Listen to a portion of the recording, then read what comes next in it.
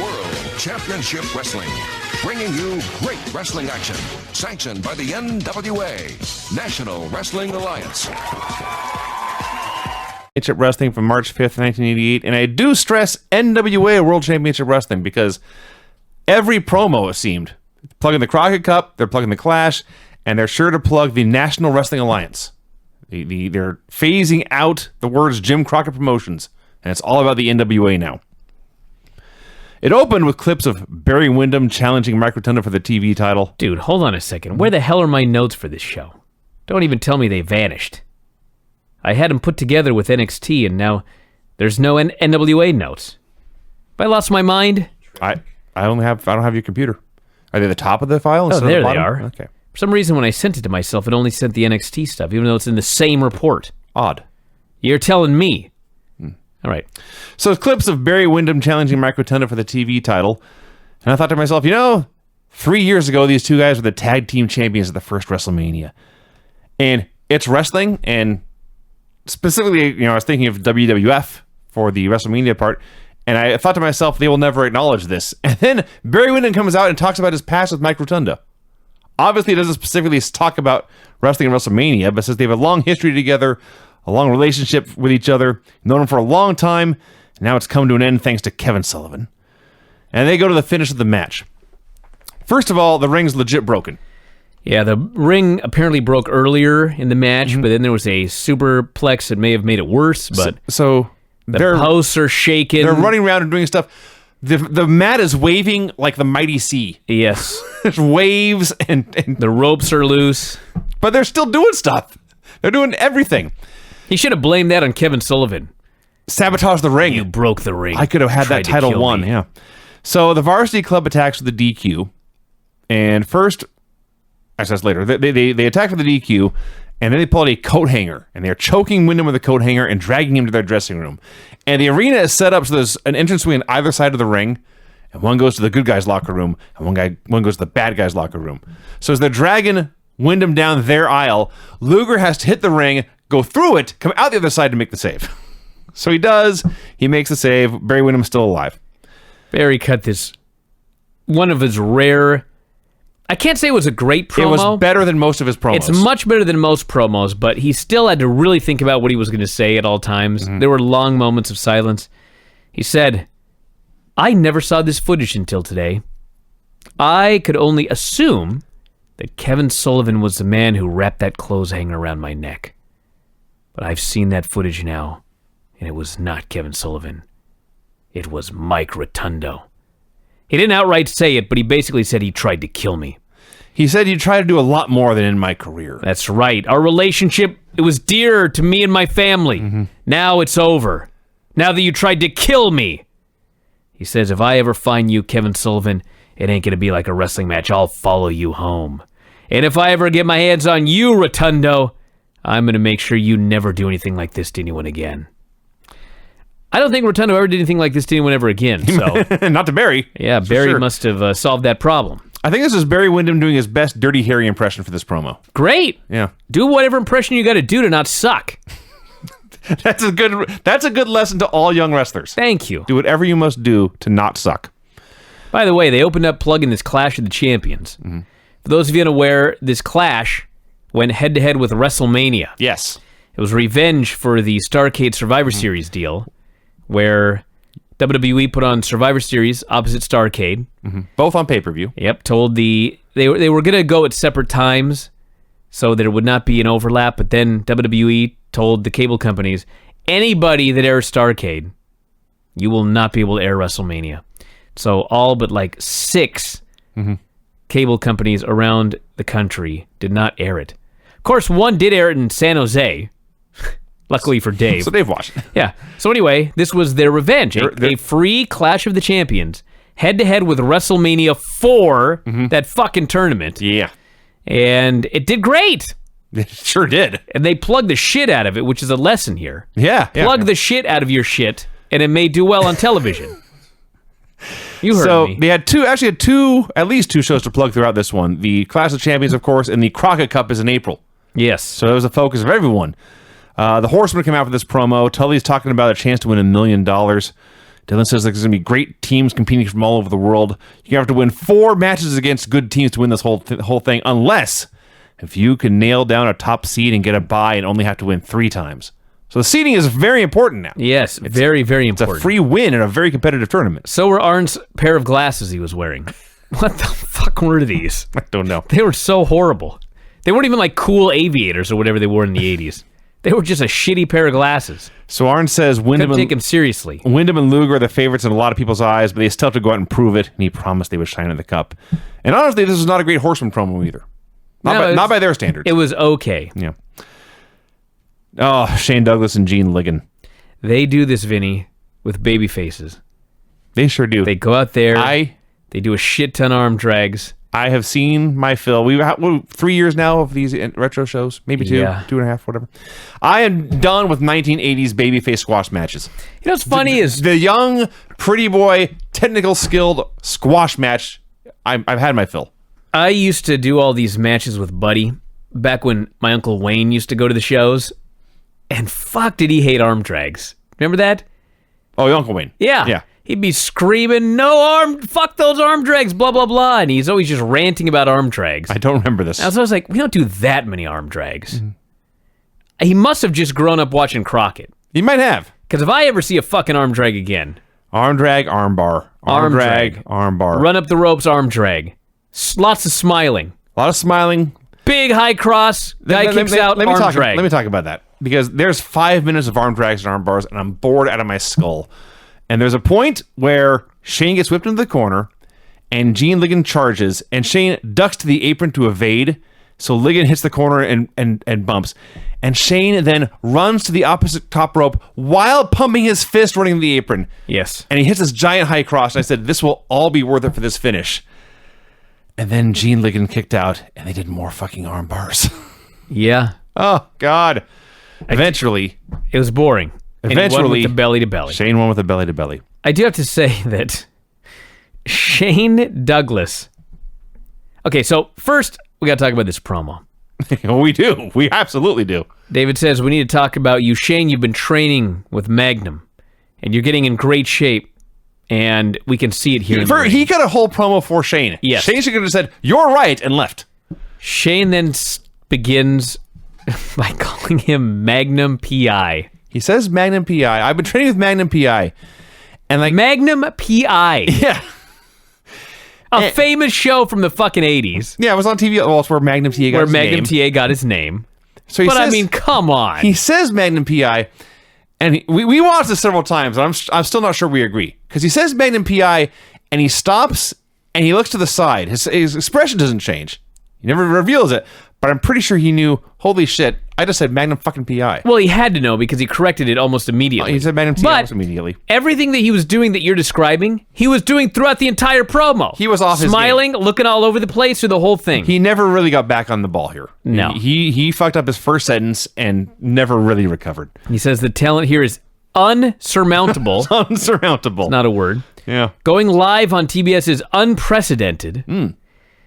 And anyway, he plugged the Clash of Champions, plugged the Crockett Cup, and said he and Ricky would be in the tournament. God almighty, what a fucking team. Ricky Santana, if you're wondering, because he didn't clarify. Yeah. Just him and Ricky. Happy babyface Shane Douglas is the most fucking bizarre thing I've ever seen. After... Maybe if we go back and watch some of those shows where the Sandman was a surfer, that'd be more fucked up. But I'm not sure. What would be weirder? Happy, plucky babyface Shane Douglas, Sandman with a surfboard, or Tommy Dreamer in suspenders? It's got to be Douglas. It might be. It's just got to be. He's like this for years. He's like a tag team with Steamboat and stuff, too. It's just bizarre. For a long time, he was plucky babyface Shane Douglas. Before he became angry, foul-mouthed, bitter Shane Douglas. A total reversal. Hey, speaking of angry, bitter Shane Douglas, Ric Flair came out for a promo. Ric Flair buries Greenville, South Carolina. And he buried Louisville. And Greenville. Actually, right, he did bury Greenville, too. Yes, which is incredible in hindsight because the scene of his greatest moment, arguably in the history of his career, was Greenville, South Carolina. Yeah. That big return on Nitro. Yes. So, first of all, because they're doing a show in Louisville. That's the third show I was trying to remember. So, he, of course, is from North Carolina. He likes the Tar Heels and J.R. Reed. He does not like the Louisville Cardinals and Purvis Ellison. WTBS, he explains, the top station in the world, and my title defenses are a bigger deal than Hawks baseball or Hawks basketball or Braves baseball. Ted Turner is spending millions of dollars, he says, on making sure this event blows away anything else going on that day. So, of course, he needs Ric Flair to main event such a giant show. And he says, I'm main eventing Sting on that show, and yeah, I'm facing Sting a half dozen times between now and then, and I might lose the title to him, but I guarantee you I'm walking out of the Clash with that belt. Yeah. Was it shockingly a fun Flair promo? I just love that this new thing is not that Sting can't beat him. Just that he'll lose in the end. He could beat him, but he'll win it back. Flair has lost and regained this title several times now. Yes. Flair is very good at falling off that horse and getting back up. Yes. The best. He really was, actually. Mike Rotunda versus Ricky Santana. This was just like that Shane Douglas match, but longer and more boring because it was longer. See, They just kept going and going. they did a 20-minute draw. Oh, Dude. See, I thought this was way better than most Ricky Santana matches, which are just like most Shane Douglas matches, because at least Rotunda would get out of the hold once in a while, and he'd get right back in it. He'd do some bug-eyed selling, but at least they were doing stuff. I'll tell you the one thing I liked about this match. It's actually the finish. Mm-hmm. So this is not... so Rotundo's a champion. Yeah. Ricky Santana's a challenger. Correct. This was not a match where the challenger is about to win when the time limit expires. No. Instead, Rotunda's beating the shit out of him, and he's in the middle of a 2 count when the time limit expires. That's what goes on. And the story here, the story was not that Ricky Santana was the better man, but Rotundo eked out a retention via time limit draw. Yes. Santana survived the time limit. The story was that Mike Rotundo, who is the champion, by the way, is the better man. But Ricky Santana merely being able to survive 20 minutes. He was not finished. It was a moral victory. I think it was Ross. Whoever's doing the play-by-play just screams, Ricky Santana didn't get beat. Yeah. Which is what happened. I liked that. That's different. It is different. It's totally different than the way they normally do these things. That is true. Hey, you know what else is different? Kevin Sullivan is now a Satan-worshipping college athletics coach who also wears a bondage mask for no reason. There's a reason. He's Kevin Sullivan? Yeah. Okay. That's fair. And you know what else? You know what else I liked about this finish? I don't know if they meant to do this or not, but this was like a prelude to the Sting Ric Flair 45-minute draw. I suppose it was. Yeah. Might have been. So, Wyndham by the end had come out to cheerlead for Santana and make sure Sullivan didn't interfere anymore. And they do the draw. Time limit expires. Wyndham hits the ring. He starts brawling with Rotunda and Sullivan. Now, he's holding his own against 2 of them. But then Rick Steiner comes out, and now he's done for. Shane Douglas runs out to try to make the save. Sullivan just dismisses of him like a complete loser. And then Wyndham makes his own comeback anyway. You cannot have designed this anymore to make Shane Douglas look like a bigger geek.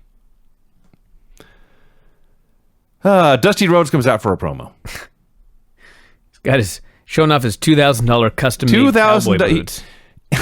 Okay, in order. He announces, or it's announced, that at the Clash, it's going to be him and the Road Warriors versus the Powers of Pain and Ivan Koloff in a barbed wire match. Which will air. Which will air on live TV. Yes. Then, to one-up Ric Flair, because he must always one-up Ric Flair, he has to show off his $2,000 custom-made cowboy boots.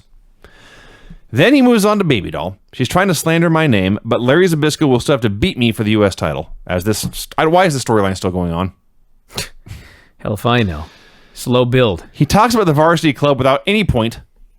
Says he's been working with terrible Ted Turner for 12 years. This is going to be their biggest show yet. And then he promises. Can I? Have at it. Did you write it down? Not word for word. He says, if you don't watch Clash of the Champions, I am going to come down your chimney on Christmas Eve and choke all of your snot-nosed kids. And he howls and he walks off screen. That's what he said. You know what the best part of this is? No. This is 1988, and this was massively controversial at the time. I'm sure it was. I just laughed my ass off. Dusty Rhodes threatened to come down the chimney and choke Paisley he mentioned if I didn't watch the Clash of the Champions. He specified, too, at Christmas time. Yeah. So he would plot his revenge for 8 months. Well, he's fat. He's going to be Santa Claus. Yeah. Yeah. So he's coming down But the a chimney. very mean Santa Claus who chokes snot-nosed kids. I laughed my ass off because it was clearly meant to be a joke. He can't even keep a straight face through the whole thing. But like, everyone's sending fucking letters to TBS. It's so absurd. Like, why is Dusty threatening to choke my child? Yeah. Well, yeah. 'Cause it's a joke.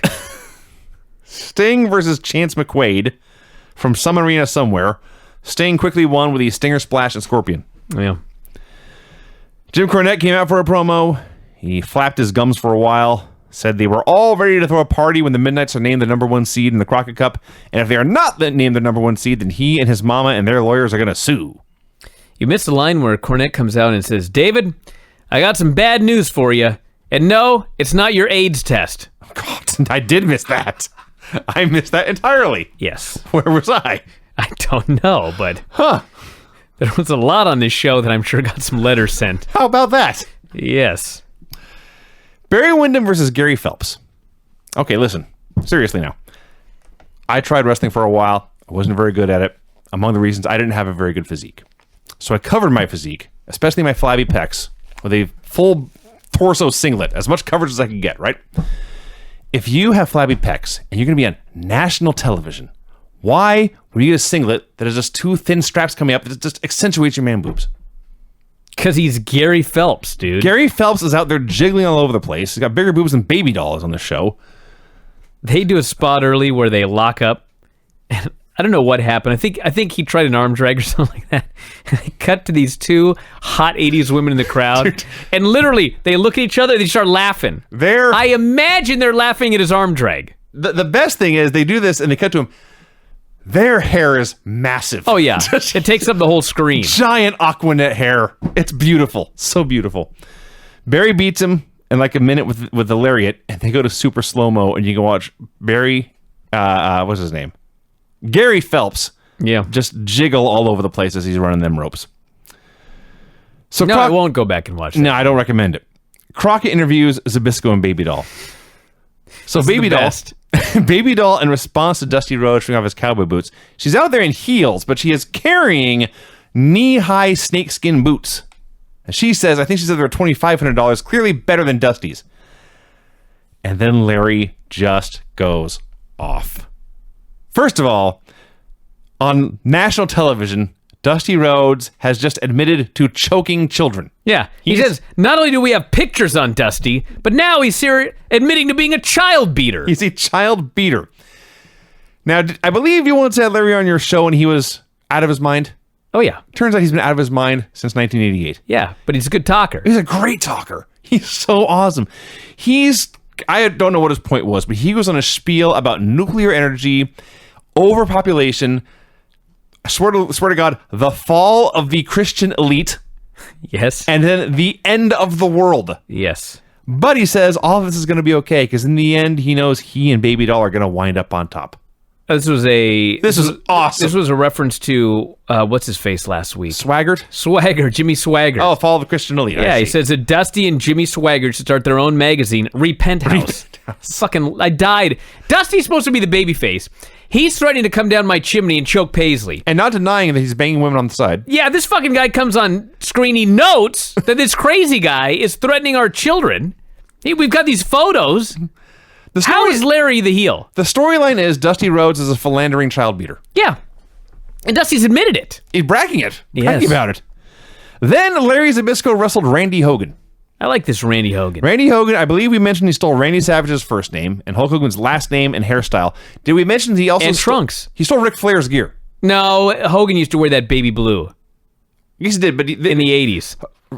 Randy Hogan has the classic Flair. It's powder blue trunks, navy blue knee pads, and teal boots. Okay. The Harley Race outfit down to the detail.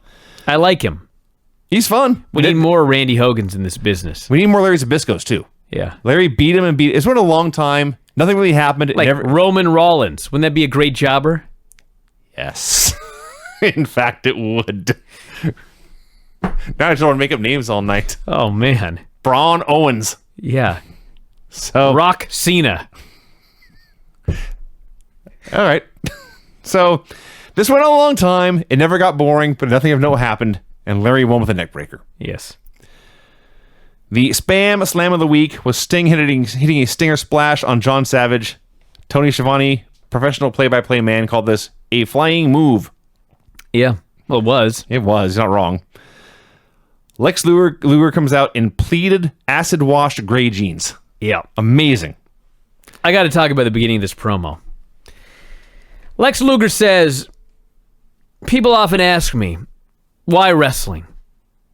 Why did you quit football to do professional wrestling? You know what Lex Luger says when people ask him that question?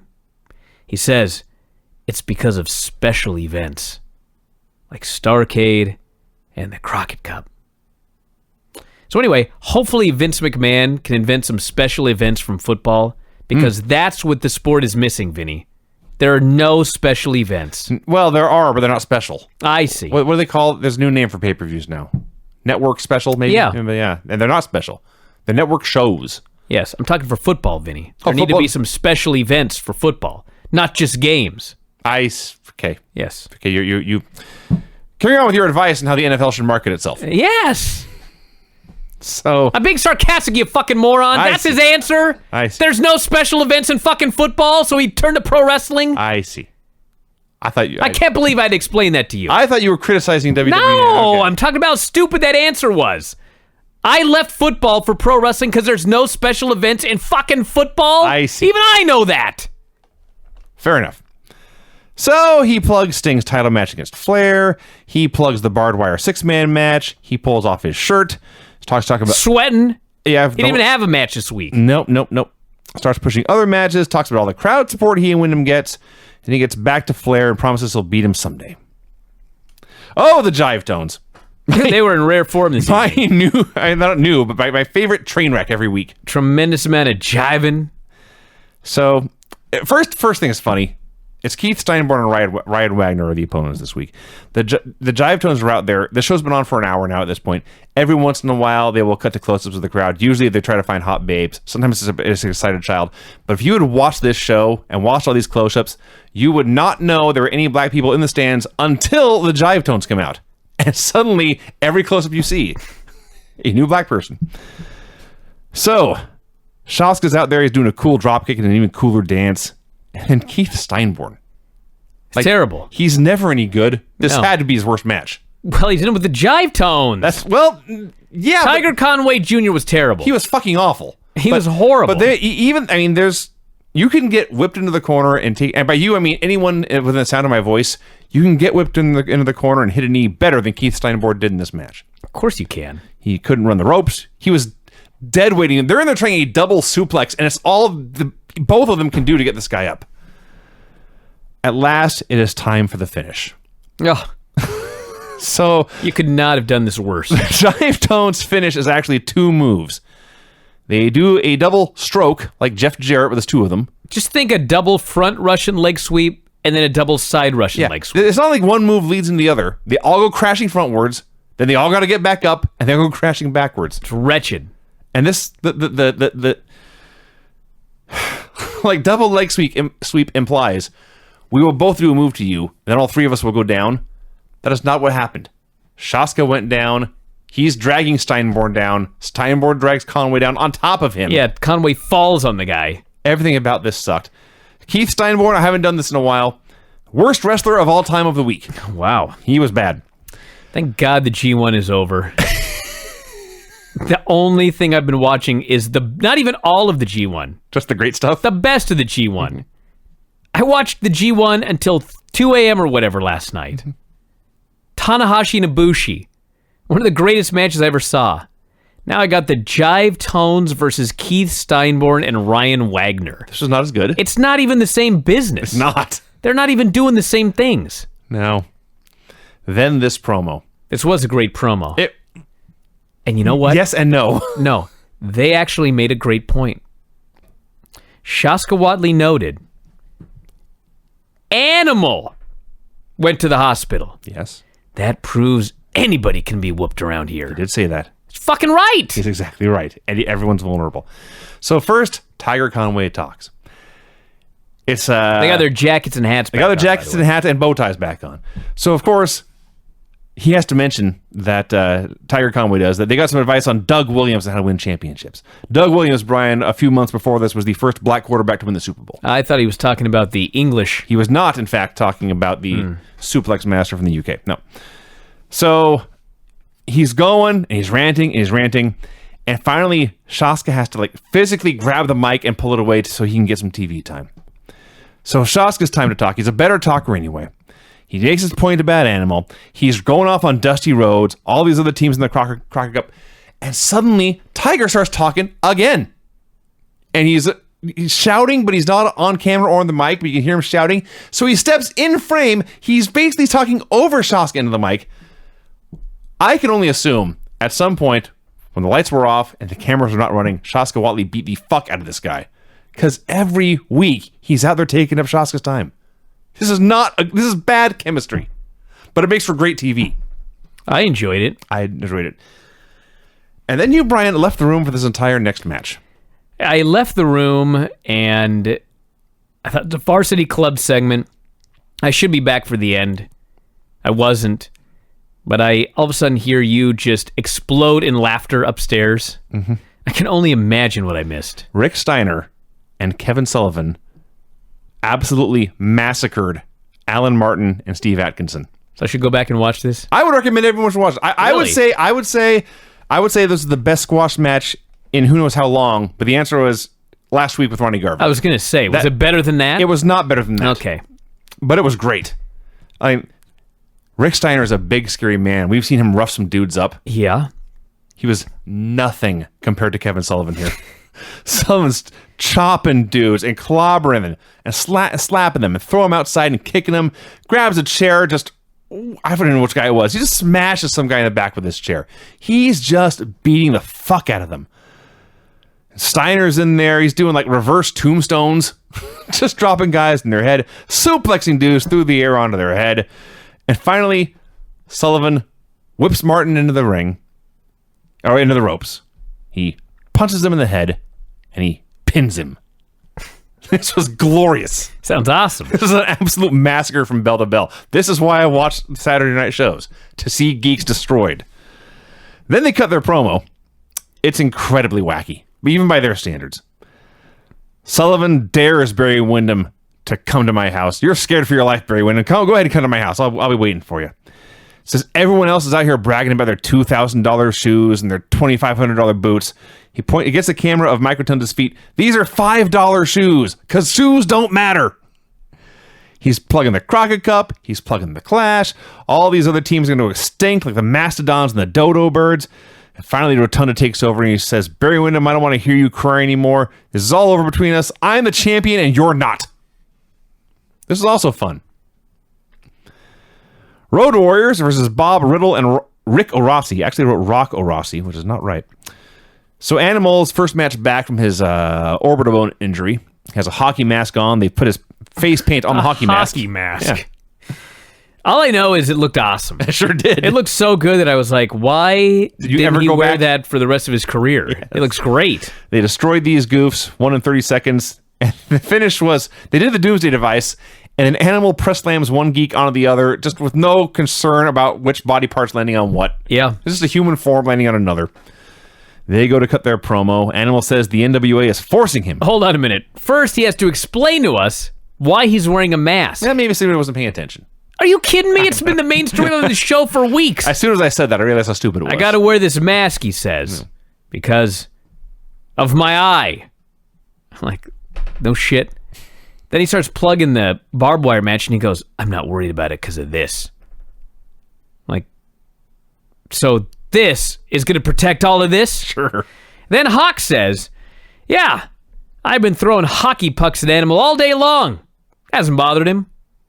This was a very wacky promo. It was. They both went from the most serious promos of their careers to Beck being clowns again. Hawk was a total clown here. Yes. But in a way, they're happy because they're back together. It's nice to see Hawk happy again. Yes. His friend's going to be okay and nothing can go beat people up. Yes. Hawk explains there are various careers in this world, such as snow removal or garbage removal or wart removal. He and Animal are into head removal. They're in the head removal business. And they're starting with Warlord and Barbarian. And Animal says, I have learned to channel my pain into hate. and Warlord, Barbarian, I hate you. Yeah. I thought this was great. Oh, this next segment. Super Destroyer and Tony Suber. So Tony Suber, talked about him for at least a year. Big, powerful black guy. Never wins. I've been pushing Tony Suber for a long time. Yeah, he never ever deserves wins. better. He deserves better. They never do anything with him, but he's always kind of protected. He gets more offense than most jobbers. Just a week or two ago, he was out muscling the Horsemen. They had no idea what to do with him. So out comes the Super Destroyer. Super Destroyer comes out, and I start Googling. I'm like, who was the Super Destroyer in Crockett in 1988? It wasn't Don Jardine. No. Like, who the hell was it? And like, as I'm looking around, I eventually realized I was wasting my time. This is not any It was Super just some Destroyer. random geek. If you looked at him, by the way, generic physique, generic gear, generic wrestling mask. I wrote generic height. In hindsight, he was actually pretty short. Yes. But this was every masked guy you ever saw in a pro wrestling show. But because he was facing Tony Suber, you, the viewer, were in the assumption that he must be somebody. Yeah. Because it's he's Tony facing Suber. a jobber. Yeah. So they started doing a match. And it's going on for a while. And I was very confused as to what was going on. And they're going back and forth. And then Super Destroyer takes over. There was a long Cobra clutch spot. I'm trying to figure out, by this point, I was trying to figure out why Suber, who was a full head taller and at least 80 pounds heavier, was selling so much for this tiny little guy. And then Suber had a power slam out of nowhere and pinned him. That's right. This was the biggest win by a jobber on this show. I'm not counting the transformation of Big Bubba. Since the Mulkeys. That's the Mulkeys. And the place goes crazy. A jobber won. He's going crazy in the ring. The announcers are going crazy. And then they start screaming, Tony! Suber! We want to interview you! And there's a pause, and then someone says, he went back to the dressing room. I miss 80s wrestling. I thought, this was the biggest night of your life. And you fucking blew it right there. Tony Suber, that's it for him. He should have taken his opportunity to get that interview. It occurs to me just now that Tony Suber's big win was similar in some ways to Keith Lee's debut, only more of a waste. It definitely was more of a waste. Yes. Are you kidding me? But neither one was the way I would have done it. Paul Jones and the Powers of Pain come out for a promo. So Jones, he is upset that Animal is back. You can tell that he was hoping he'd never return. He is denying this, of course. Yes. But you can tell it's a sad day in Jones' world. And he, it doesn't matter to me that Animal is back. I still have my men. They are still the strongest men in wrestling. When I think about the Road Warriors, I don't think about them coming back. I think about them laid out on the floor in the Carolinas. He says, well, I got my contract in my office the other day, and I opened the contract, and it was for a Bob Wire match. Bob Wire. The man who manages the ball bearing talks about the Bob Wire match. Yes. He says, I did not sign this contract. I signed an open contract, and the promoters put this barbed wire stipulation in They were there. supposed to talk to me before signing me to any dangerous matches. He did not want his men's faces and bodies all scarred up. Meanwhile, the Powers of Pain are just mugging and flexing. They don't give a shit. They don't care. Ric Flair, Tully Blanchard, and Arn Anderson versus Mike Jackson and Trent Knight and Rocky King. I was very distracted in that Powers of Pain promo, by the way, by those big, gold, shiny belts. They're still a six-man champs. Yeah, that's what's missing in this business. Where the hell was Ivan? I don't know, actually. It never showed up. So Mike Jackson's in there with the Horsemen. Always awesome. Otherwise, they're just toying with these other two fools. Mostly Trent Knight. They beat his ass. They beat Trent Knight up, and Flair submitted him clean with a figure four. Yes. Like, nothing to write home about. Even against the biggest geeks in the world, Flair will always pull the tights or grab the ropes or something. He just beat Trent Knight clean. Yeah. Why bother? So then they cut a promo. Dylan says, Ric Flair just showed you all how to properly apply a figure four leg lock.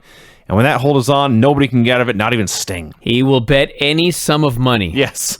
that anybody Flair puts his hold on, including that loudmouth Sting, they cannot escape. So as JJ's running his mouth, Flair disappears for a bit. And when Flair comes back, there's a woman with him. Yes. He pulled some random woman out of the crowd. Now, Short, black old woman having the time of her life. She is having the time of her life. So happy to be on TV with the Four Horsemen. And then Flair grabs her, and he looks into the camera, and he says, "This is Dusty Rhodes." And whatever he said next got silenced. And we rewound it over and trying over. so hard to read his lips to see to figure out what he said. What horrible thing he said. Well, whatever it was, they bleeped him, and they immediately went off the air.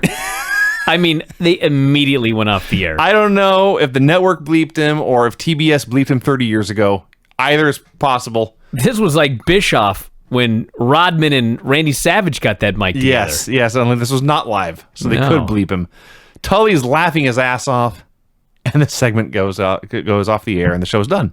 Yes. I don't know what he said, but he was heavily insinuating she was Dusty's #1 fan. Yeah.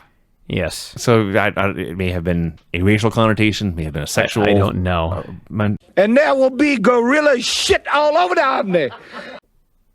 Wow. Let's start this NWA show. Okay. NWA World Championship Wrestling, March 12th, 1988. It opened with that same Fantastics promo.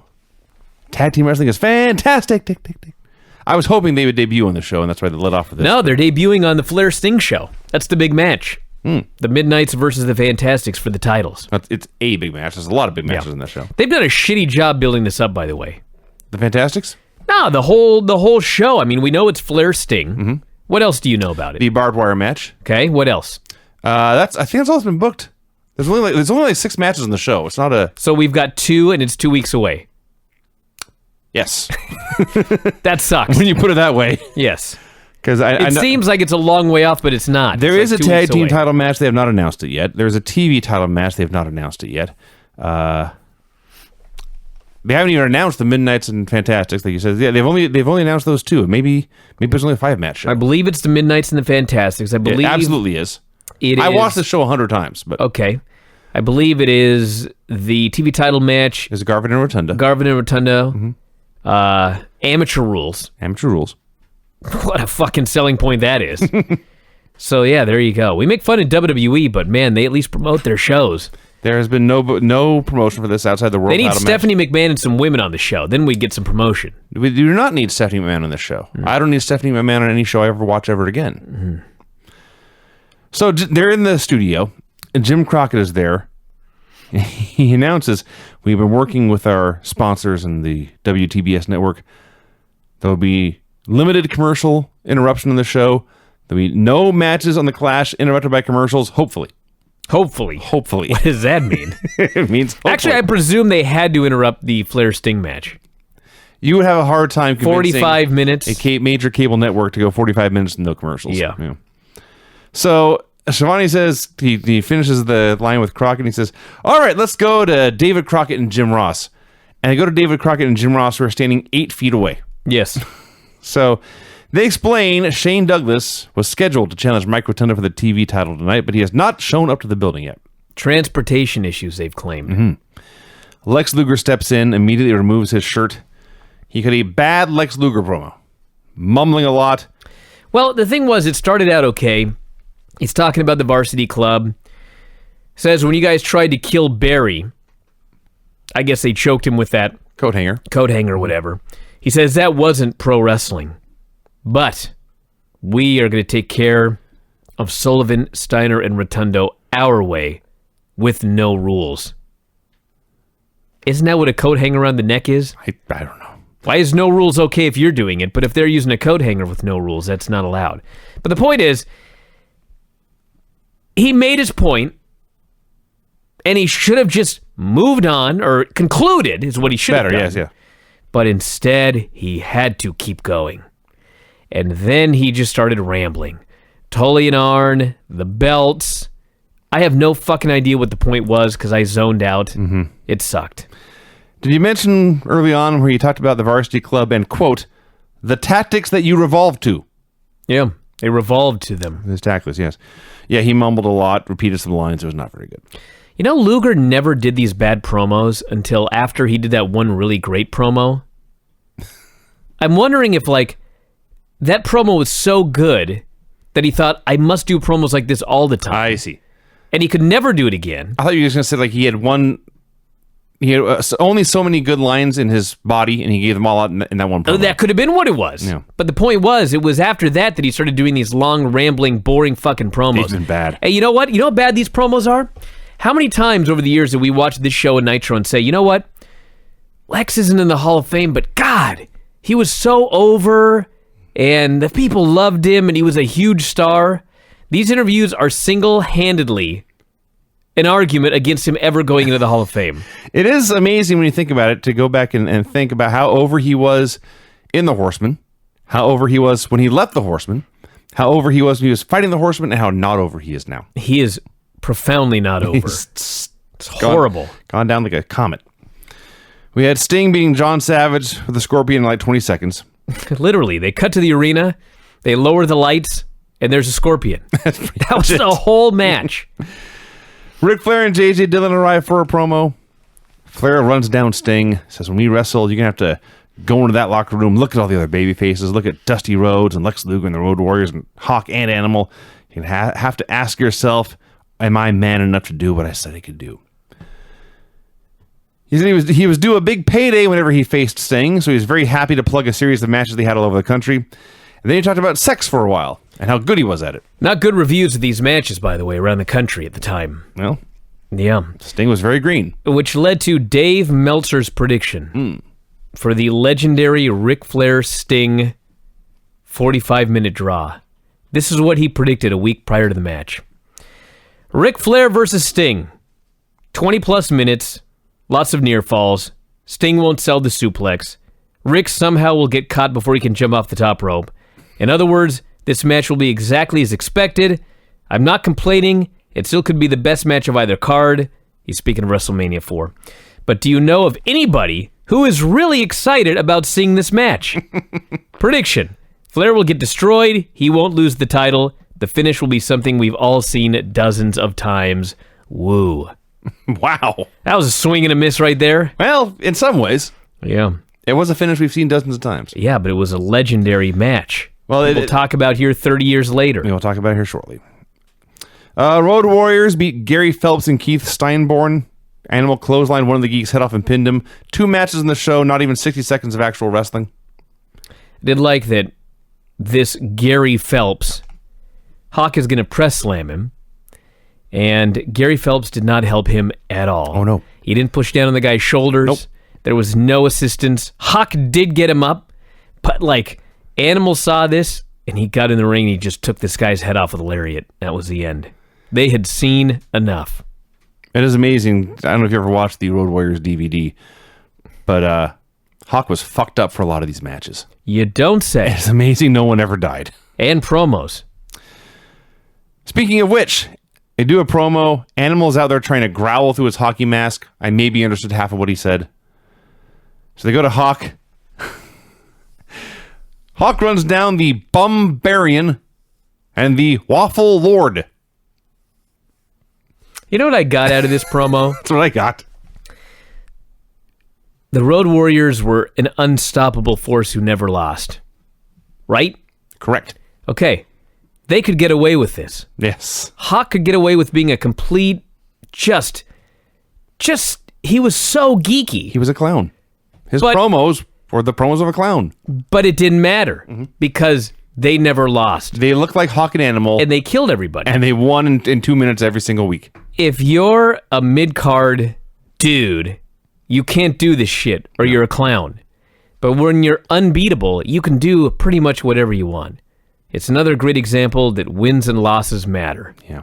They could not have done this as a two losers. They'd have been the Jive Tones.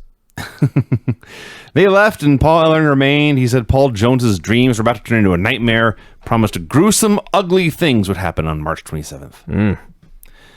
The Jive Tones versus Rocky King and Gene Ligon. We had less than 60 seconds of action between 2 matches. And this Then damn thing. they drag out the Jive Tones for fucking 10 goddamn boring minutes. When Tiger Conway put a jobber in a front face lock and laid on the mat, I was like, I have gone to hell. Where Fucking terrible. Where to begin with this fucking thing? First of all, we had Rocky King and Gene Ligon getting the heat on the Jive Tones, doing double teams and tagging in and out and stuff. Fucking Rocky King making a one-man comeback and destroying both tones by himself. There was a point here, I should have written down specifically what the move was, but it was like a go behind or a sit out, a very basic amateur escape Tiger Conway did. It took him like an hour. You just watch. It was like watching frame by frame as this guy went through this amateur move. Announcers are talking about the Crockett Cup every year now. I think we've been around for all three of these, and every year they push it's an offensive tournament. That's right. And every year I ask, as opposed to what? A defensive tournament. What would that be? You can just go to a draw and like both teams advance? Yeah, sure. What the fuck is an offensive tournament? I don't know. So here's a spot they actually did in this match. I think you had toned out by now. This did go like 10 minutes. The Jive Tones have Ligon in the ring. And they whip him into the ropes. And they join hands. And they're going to give him a double clothesline. But Gene Ligon ducks. And he keeps running. And he hits the ropes. And they just give him a double clothesline anyway. That sounds awesome. That was their spot. They hit the double leg sweep. And they won. Love how when you do a side Russian leg sweep, like you stand next to the guy. And you kind of leg lace him, and you put your arm on his shoulder because you're going to pull him backwards. So Tiger Conway doesn't even put his arm around the guy's shoulder. He just stands next to him and like lurches backwards, and they both fall down. Just gravity pulls the man down? I was so happy when they didn't do a promo, but little did I know. Apparently they had to just go, I don't even know what. Somebody took their gear away, I think. They had to go backstage and get a top hat and bow ties and put them back on. Sure. Dusty Rhodes promo. First, he pushes the Crockett Cup and the $1 million prize. Then he pushes the barbed wire match for a while. And then it is time to discuss the envelope. This fucking envelope. Is this me or does his story change every week? Well, this week the envelope is in the hands of his attorneys. It isn't, yes. He explains that there are evil things in this envelope. He says this, and a fan shouts out, "How evil?" He says, "I will not deny that there is a picture of me in this envelope, but I must get to the bottom of what else is in that photograph." Because he says, obviously, I don't do that sort of thing. And then he flashes the biggest grin. So keep that in mind. Not only is he not worried about the envelope, now he's bragging that he, in fact, did everything in the envelope, and he's proud of it. I guess. That's what I got out of this. What I got out of this is he is unfaithful to his wife. There is photographic evidence of this, and he's so proud. Well, it's funny you should mention that, because he mentioned that envelope or no envelope, to win the U.S. title, Larry Zbyszko would have to beat his ass. And if Larry Zbyszko couldn't beat his ass, then Baby Doll should leave Larry and cross the ring and join a real man. Wow. He's recruiting talent right here. Yes, he is. He's the good guy. He's the booker. This is his idea. I don't think in the history of professional wrestling, I have ever seen a storyline that a booker wrote for himself and then proceeded to undermine in such a manner. Right? I don't know. It's really terrible. I've seen bookers write stuff for guys that guys don't like, and then they try to undermine it. But, like, this is his story. Yes. To think this was the year. Midnight Express versus Curtis Thompson and Trent Knight. So, I don't know what happened here, but the audio for the Midnight's entrance was reduced to, usually they're very good about keeping the ambient studio noise around, the announcers and the crowd or whatever. This time, they turn all of that down. You hear their generic theme, and about 4 guys just going for minutes. For a long time. I assumed it had to be Cornette, but then he's out there. Cornette is out there. If you're a Jim Cornette fan as a performer, this is the Jim Cornette for you. He's talked the entire match. I don't think the announcers even asked him a question. He literally should have been put in the Guinness Book of World Records for this segment because he talked from bell to bell. Afterwards, they did a promo. Yes. He talked for like another 4 minutes straight. He seriously talked for like 10 straight minutes without taking a breath right here. Yeah. He was like Houdini. It was amazing. He could have been underwater for 10 minutes here without getting any air. Yeah. About what? I have no idea. He just he went ran on down, and on and on. He ran down all the babyface teams except the Fantastics. He did not mention them. When they threw one of the geeks outside and Stan clubbered the guy, Cornette said Stan was beating some meat. He said he was beating his meat all over the floor. And then he cracked himself up. He did. This was also a scandal back in the day, that Cornette got away with talking about beating his meat on national television. Mm-hmm. I mean, I could be wrong. I mean, I suppose we could ask him, but I'm pretty sure that was a mistake. Like, he was just ranting. It may have been. And he realized that he said beating his meat, and he started laughing. That's entirely possible. possible. Because Cornette never cracks himself up, you know what I mean? And he's always prepared. Yes. He says a million jokes, and obviously he has the setup and the delivery, and he knows what he's doing. Yeah, you're probably think right. That was an accident. I hadn't thought about it, but you're probably right. Yeah, his own reaction to it made me think that he accidentally said it and probably got a look from both announcers and probably just lost it. Yes. And then recovered because he's Jim Cornette. Yes. He had some lines about Mexicans in here somewhere. How many of them can fit into one car? Bobby Eaton pinned Knight with a gravedigger, and then, as you noted, Cornette just kept on talking. Yeah. I've never seen someone talk for so long without breathing. I'm including Dave. If you ever listen to the Observer radio show. This was incredible. Says the only other teams worth a flip in the tournament are the Powers of Pain and the Horsemen. Once again, teasing encounters with the heel teams because they've run through all the baby faces. So he's just going off, and he's ranting, and he's raving, and he's moving from point to point. He's sweating up a storm, and behind him, Bobby and Stan are just leaning against the ropes, laughing their asses off at this lunatic. And finally, he just was done, and they left. And as I wrote here, Jim Cornette was a vocal fucking juggernaut. That's a good way to put it, That's yes. exactly what it was. From that extreme, we go to Ricky Santana and Bob Riddle. Oh, God. As noted, I am done recapping these. They did 4 minutes of arm bars, and Ricky hit a top rope splash and won. And people applauded. Yeah. They accepted this. Where's the WWE audience today? To just turn on this guy and boom out of the building. That actually would be awesome. The Jive Tones, as threatened, returned. I was so distracted during this promo because behind them, Dale LaPerouse. Well, we would later find out it was Dale LaPerouse. All we could only see from the neck down. So there's just this super skinny, gangly, super pale guy in tights that are too big. He looked like the real La Parka, like a skeleton in wrestling gear. He's so fucking. Like they're called tights. Oh yeah, they're not supposed to sag. These were looses. So that's what we're focusing on visually.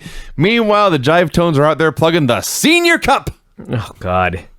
Eventually, they corrected it to Crockett, Jim Crockett Senior Memorial Cup, and Shaska's running his mouth and it's going fine. He promises they're going to make $1 million look good. So then we go to Shaska goes first, Tiger. right? They knew they were cutting a promo. They knew Shaska would talk and run his mouth for a minute, and it would be Tiger's turn to talk. Right? He had a chance to prepare for this. He had time. He knew what was going to be fed to him and how he should respond. So he says, when we win that $1 million, we're going to have a party, and we're going to invite... What's her name? And they go, Whitney Houston. Whitney Houston! Somebody else who was Janet Jackson or whatever, who was popular in the 80s. And then they start asking about other teams in the tournament. He forgets their names too. Oh, it gets better. We're going to face... Pac, Animal, Dusty Rhodes. He forgets these names. And then, do you know what the point of his promo was? Oh, I do. There's $1 million on the line in the Crockett Cup. You understand? The winning team is going to get $1 million. $1 million American cash. Yep. Does Tiger Conway say, do you know what we'd do for $1 million? He does not. No. This fucking idiot says, the Road Warriors, the Powers of Pain. Do you know what these men would do for $1 million? It's actually even better. He says, these men will kill someone. That's right. These men will kill someone. For $1 million. He says this, and Shaska blinks twice like, oh my God, they will kill someone for $1 million. David Crockett, who, I love David Crockett, but he really is terrible at his job.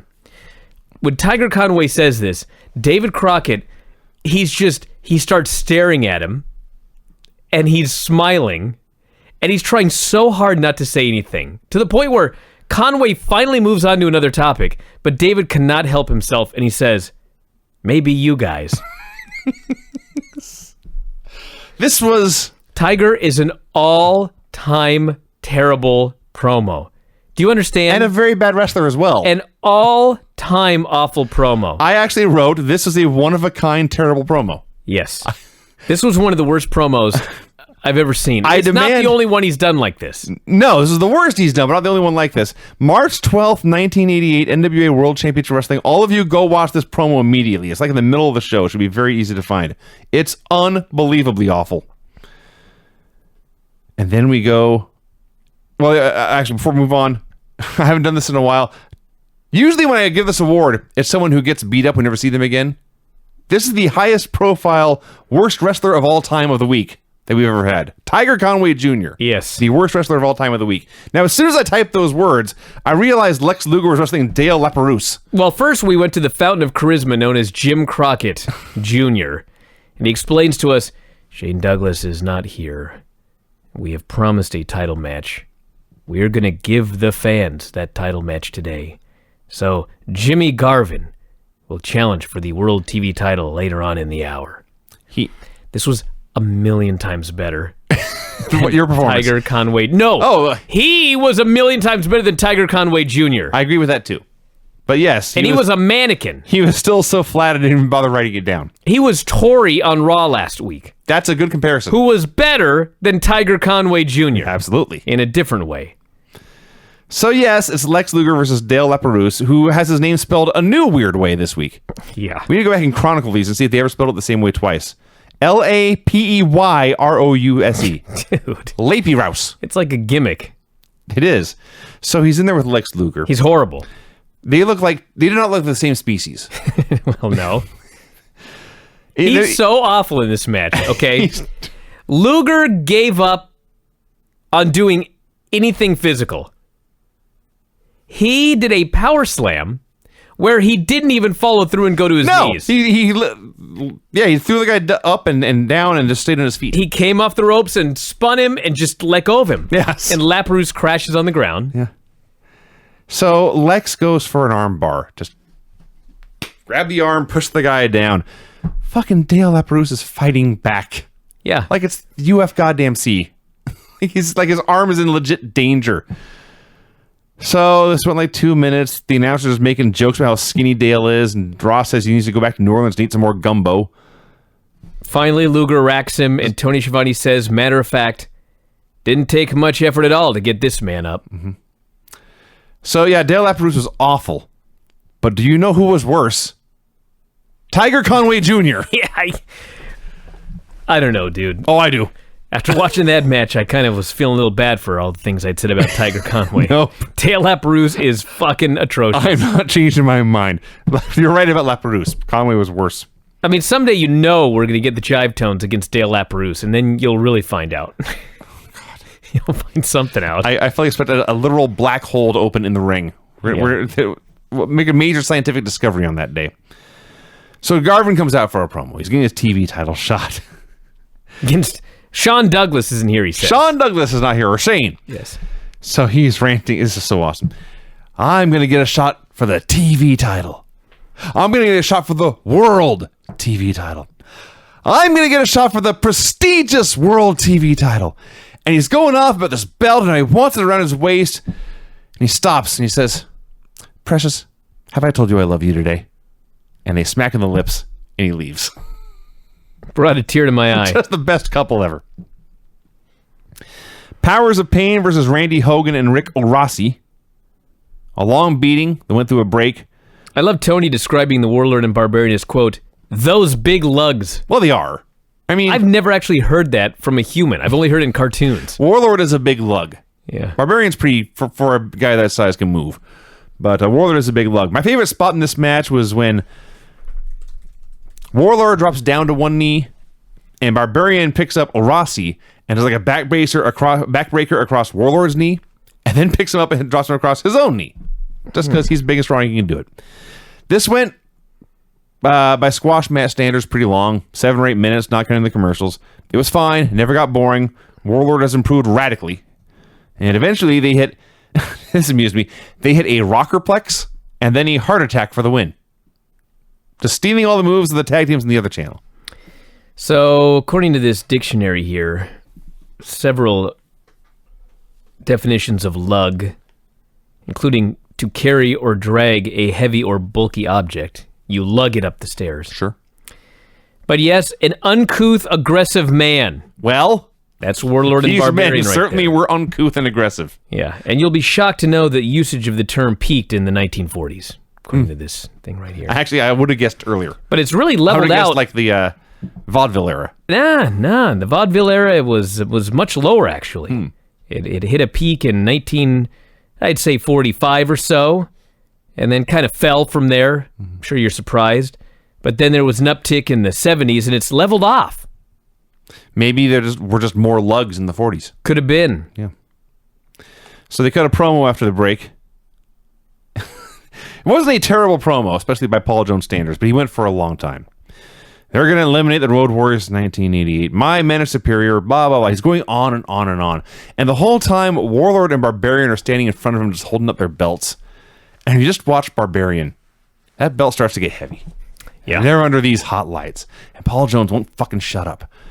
And his arm And he's tired. And he's tired. He had to wrestle a long match just before this. Yes. And his arm starts to get lower and lower. There's a point where Jones stops to take a breath, and you feel like it might wrap up, but he keeps going, and Barbarian just hangs his head, lifts the belt back up. And then Paul's talking about nothing all that exciting. And then suddenly in the middle of his set, he just stops. He says something like, "We'll be the Road Warriors," And then he walks away. and that's the end. Yeah. It is that hard. It is for him. That's what makes him so much fun, though. It is. Mike Rotunda versus Gorgeous Jimmy. Finally, something on this show that is newsworthy. This is the most newsworthy thing that happened on this show in a long time. They had a very fun, I don't know how long this went through 2 commercial breaks, close to 20 minutes. TV title match. They did lots of wrestling. Rotunda would just do little occasional hair pulls and tight pulling, but basically they grappled back and forth. And Rotunda couldn't get the advantage that way. And so even though it's his gimmick to be the amateur wrestler, he was being out-wrestled. So he started throwing punches and elbows and stomps. A ruffian.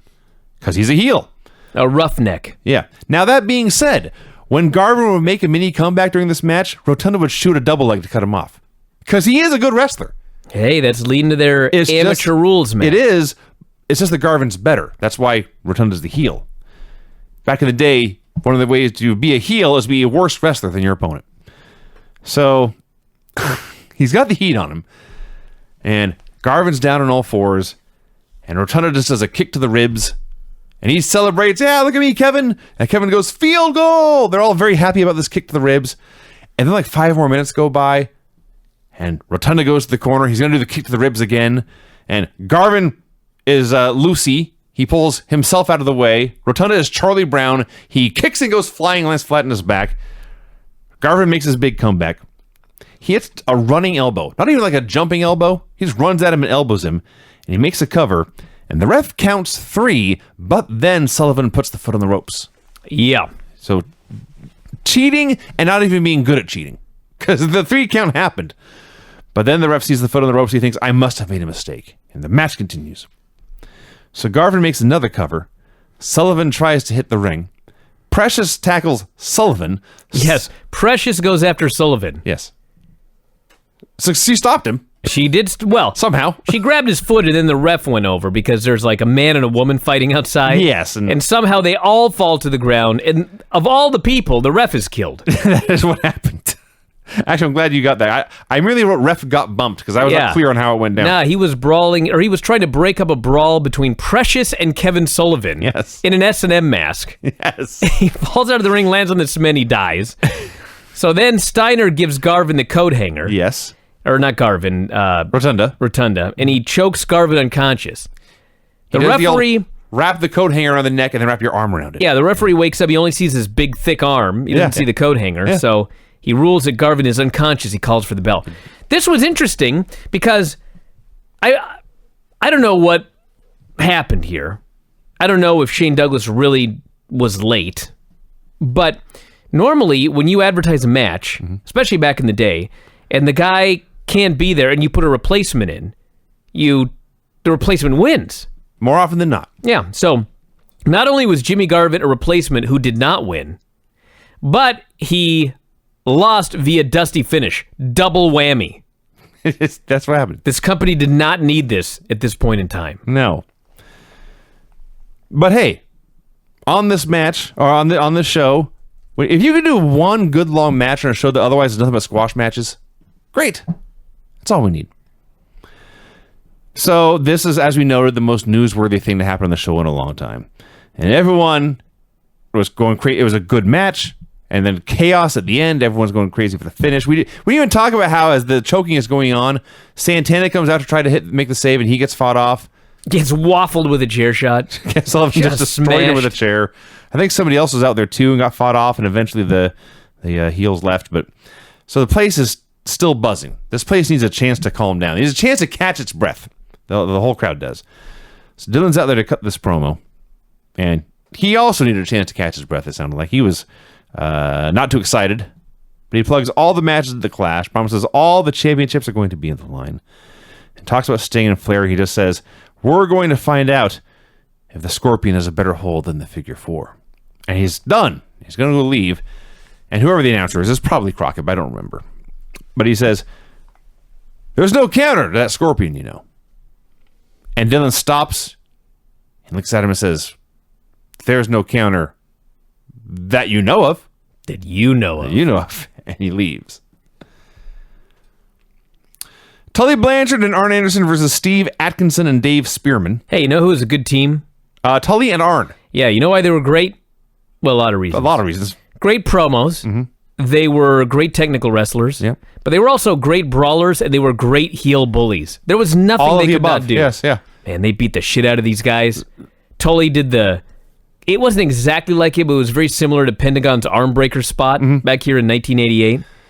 Just ruined these guys. Listen, Ricky Santana comes out and does the same armbar for 4 minutes and just lies there doing nothing. It's hideously dull. Yeah. The Horsemen came out here, all they did was work the arm for 4 minutes, but they were always doing different ways. They did arm bars, they did hammer locks, they did standing hammer locks, they did grounded hammer locks. They were sincerely trying to crank this hold on and go for the submission win. They ran the arm into the post. They did drop knees in the arm. They were doing stuff the entire time. Nothing complicated. Nothing. There were no moonsaults. There were no flips. Just working the arm, but they were so good at it. So the other gimmick to this match is J.J. Dillon was mic'd. So every once in a while you'd hear him giving advice to his men or a pep talk or encouraging the referee to stop this match. This man clearly cannot take anymore. It was fine, but it would have been a lot more effective if Jim Cornette hadn't talked for 20 minutes straight earlier. So eventually, the best part of this was they're destroying Spearman's arm, trying to get the ref to stop it, and they won't. And finally, they let Spearman go. Atkinson tags in. Arn grabs his head and DDTs him. Should have pinned him right there. I guess they had more time to fill. So they beat him up for a while too, and eventually Tully pinned him with a slingshot suplex. After the break, they cut a promo. What a great promo. Promo's even better than the match, man. Tully's explaining. This is a great thing about the Horsemen. They're heels, but they make such great points about the sporting aspect of wrestling. Absolutely. They note that all these other idiot teams come out here, the Road Warriors, whoever, they just smash guys in like 30 seconds. Mm-hmm. We could beat these guys in 30 seconds, but we don't. We go out there and we practice. Yeah. We master our craft. We hone our skills over that 8 minutes of smashing these horrible jobbers right here. He talks about how baseball teams go through spring training and football teams go through training camp. What you just saw was our spring training. Yeah. That was our practice. So he talks about how they do this, other teams don't, and that's why they're the best. And then Arn talks about wrestling. Arn's promo is just... The point of his promo is we wear trunks, and plain boots, and we're wrestlers. This is not showbiz. We are not stars, he says. They're the fucking Horsemen. They're standing there behind Ric Flair all the time. Yeah. This is preposterous. Well, Flair does, I don't know if you call it plain wrestling. What in the fuck are you talking about? He's got a $30,000 robe and his watches and his fucking sunglasses and his goofy hats and his shoes. And Arn's here about, we're all about just traditional technical wrestling. Well, even then, Ric Flair was a guy who had very, very expensive but nice clothing. And he's comparing himself to the other channel, which has $1 Million Men and Macho Man and Hulkamaniacs and what the hell is a WrestleMania 4? It was a Savage Savage, the whole Hogan and tournament. Andre. There's no goofball running around with a 2x4 going, oh! They're just plain wrestlers in plain gear. But he's clear to say, or he says clearly, this is not showbiz, we are not stars, but the fans keep coming back, and they pay their money to watch us beat people up because we're very good at it. And a year later, he's in WWF. Well, funny how that works, but there was a line earlier when Lex was out here. One of the things he said about the Horsemen was how they were rude to fans who wanted autographs. How dare you belittle these fans who pay your salary? And Arn says, Luger, the fans don't pay our salary. This man, points to Crockett, and his brother pay our salary, and they pay us a lot. That was awesome. So they could break or take out Luger's giant arms as easily as they did this goof in the ring and promised they would win the Crockett Cup. I don't think they'll do it quite that easily. Well, probably not. But a skinny arm. It's good to have confidence. Yeah. Rick Steiner versus Gary Royal. Fuck, Rick Steiner. Speaking of guys who it's amazing never killed anyone. This is another one of those weird things. So we're watching 1999 Nitro from 19 years ago this week. Scott Steiner's got a back injury. He's been off TV for like 3 months now. And so they've replaced him with his own brother, Rick, who's going out there and just fucking people up right and left, just bullying people. I mean, he'll do spots and he'll cooperate, but he also kicks the shit out of them. Mm-hmm. Here we are, like a decade prior to that. Rick Steiner's out there as part of the Varsity Club with Gary Royal.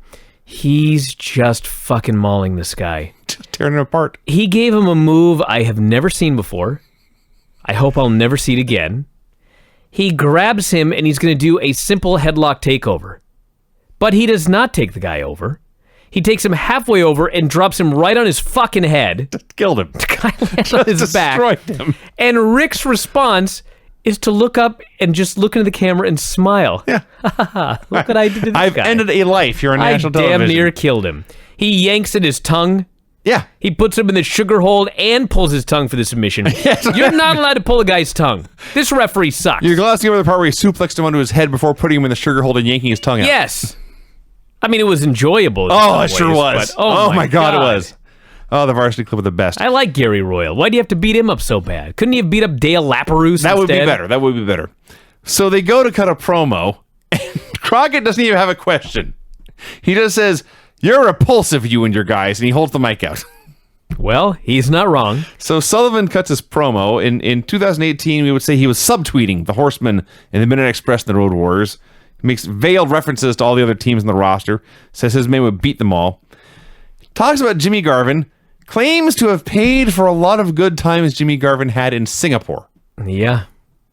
What? Well, he spends a lot of time in Singapore. And Garvin does as well, apparently? Well, he was trying to get him into the Varsity Club, if I recall correctly. Some sort of weird thing. I suppose. My favorite part is he goes, "This man, Mike Rotundo, is the greatest world television champion of all time." And Rick Steiner suddenly screams, "I'm the #1 contender." And Sullivan says, "Shut up, Rick." And Rick is upset and he starts yelling at Rotundo. Mm-hmm. Rotundo starts yelling at Rick. They fucking start screaming at each other, and it looks like they're about to break up. They're shoving each other? I am expecting Kevin Sullivan to turn around and just whip both their asses or scream at him or something. Instead, Rotundo and Steiner are screaming at each other. Sullivan turns around and just looks at him. And they scream at each other for a while, and then they stop. He turns around and keeps going. Just let him get it out of their Just system. let him go. Oh, this group I don't rules. know why I thought that was so awesome. So then Sullivan's talking. He, of course, calls out Dusty Rhodes. And then apparently he got the call sign right away. He says, "The American dream is dead. Everyone at home hates their wife and they can't afford their car." That was the end. That's not quite a quote, but that is what he said. Basically, yeah. Yeah. I loved that promo. It was amazing. Like, every week I talk about how weird the Varsity Club is. Mm-hmm. Oh, it is. And how, I mean, everybody remembers it. Undoubtedly weird. I mean, the more I watch, the more obvious it is why everybody remembers it. Because it was so great. It's an incredible act. It is incredible. And, like, Rotundo and Steiner, in the ring, they're portrayed as very dangerous. Yeah. Especially Steiner. But man, when it's interview time, they're fucking dorks. You can laugh at these guys. You can fear them. You can respect them because they are good wrestlers. You know what it comes... I mean, I'm sure this is the angle, but Sullivan, the devil worshiper, I mean, whether he actually worships the devil or not, we don't know. But what is clear is that he is a highly intelligent man. Yes. He is well aware that these two meatheads, they clearly got scholarships based on their athletic ability and nothing else. Yes. And he knows they're idiots. He knows I can completely manipulate these two numbskulls. They're vulnerable. And there will be gorilla shit all over down there. Lance is tired. It's an hour or 2 hours later where he's at, so let's get moving, Lance. Let's get through this show the best we can. All right, NWA World Championship Wrestling, April 18th, 1988. And we joined the Fantastics versus the Midnight Express in progress. And Jim Ross and Bob Caudle are calling the action. We only see a couple minutes of heat and we get the show open, so it's just a teaser that we are going to see this match later on tonight. We get the show open with Tony and JR and David Crockett saying we are going to see this match further on. Then they run down the Crockett Cup and the Clash of Champions. They got two big shows to plug on this night. And we open with the Varsity Club versus Ryan Wagner and Keith Steinborn. So, as I'm sure you're aware, on the way to StarCast, on the airplane, I sat next to Kevin Sullivan. We were, is that your cat? I do have a cat. I didn't hear it, but perhaps. I can hear it, yeah. I've got two cats and two dogs, so we could have a zoo going here. It sounds like the Filthy Show. So anyway, we were at the airport, and I had a shirt that I got at the Las Vegas Fight Shop down for the convention weekend, and it's a Hart Family Dungeon shirt. And as we're getting ready to board, there's a kind of short fella there, and he's looking a little older. And as I start walking past him, he's looking at my shirt. And so I looked over and I noticed, oh my God, it's fucking Kevin Sullivan right here. And he's about to ask me about my shirt. And I was like, Kevin Sullivan. And we talked for a little bit there. And then we happened to both be in an exit row. And he was on the other side sitting next to his daughter. And he switched places with her. We sat together the whole flight. We talked the entire time. It was just the most fun flight. But of course, I asked him about the Varsity Club. And I said, this thing was just so bizarre. You got these two college athletes, these clean-cut college athletes, and you're a devil worshiper, and like somehow it's awesome. And he explained to me that, and I didn't know this because I was like 10. He goes, in the 80s, there were all of these scandals involving the fraternities and, the frat guys on drugs and alcohol and these parties. I guess Roadhouse or whatever had come out in the late 70s, and it was kind of like it spurred all of this into happening in the 80s, and the 80s were the decade of excess anyway. And so his idea for the Varsity Club was these were two clean-cut college guys that ended up in a fraternity, and he was essentially like their dealer. He was the one that was getting them all fucked up all the time. He had them under his thumb. And like as soon as he explained it to me, it was like, this fucking makes perfect sense. Like I'm sure in the 80s it was like obvious to everybody, but watching in 2018 as a 42-year-old man, I'm like, what the fuck's going on here? But that's the Varsity Club. Well, I was finishing high school, getting ready to go to university when I was watching this, and I didn't get that. I always thought it was weird that this evil wizard was managing these two varsity guys, but for some reason, I liked the Varsity Club, and I think it was just I was a big fan of Rick Steiner because he just looked like a dude that would kill you. Well, he was. That's exactly what he was. Yeah, that's what he did here. These matches are pretty much nothing. They just beat the hell out of these guys. They did have an interesting double team move where Rick picked the dude up like a heart attack, and then Mike Rotunda did a drop kick to his back into a hot shot on the rope that looked devastating. And they just beat these guys up. At one point, Steiner's like ripping the guy's mouth and tongue out of his face a little bit, and JR comments, it's like, we don't recommend you try this at home, kids. And it's like, what? You never know, you might try and goozle your friend. Yeah, and Steiner ended up giving Steinborn a German. It just folded this poor dude in half, just dumped him high on his shoulders and head, and then kind of just sugared his head in a bit of a submission and got the guy to tap while he was doing the with the guy's lips as he got him to tap. It was great. I remember when I was young, there was some squash match on a WWE or WWF, like Primetime Wrestling or something. and the heel or whoever had done this move, and Gorilla Monsoon called it the sugar hold. And I hadn't recorded it like I recorded a lot of things. And so I didn't know what a sugar hold was. I thought I knew all the moves in wrestling. And here's Gorilla Monsoon talking about a sugar hold. So for years, I was trying to figure out what this sugar hold was. And it was probably decades before I finally figured out this is the famed sugar hold right here. Yeah, I've heard a lot of guys just use it as a bit of a generic term, too, for any kind of... Anything you stretch a guy with, yeah. Yeah. And then we got the great, and I'm being sarcastic here, the Varsity Club promo where Rick and Mike are basically bickering like 6-year-olds while Kevin Sullivan cuts a promo. It was bizarre. It was not only bizarre, but it was... They're screaming at each other again. They started this last week. And Rotundo starts laughing uproariously, and he screams, "Robbie!" Because that's Rick's real name. So then Rick goes, "Okay, Lawrence, I'll say your name too." And that's when Sullivan calms them both down. I died. I didn't know his real name was Lawrence. I thought he was actually Michael Rotundo, but his real name is Lawrence Michael Rotundo. I didn't know that, so I didn't even catch that on the promo. Yeah, it was awesome.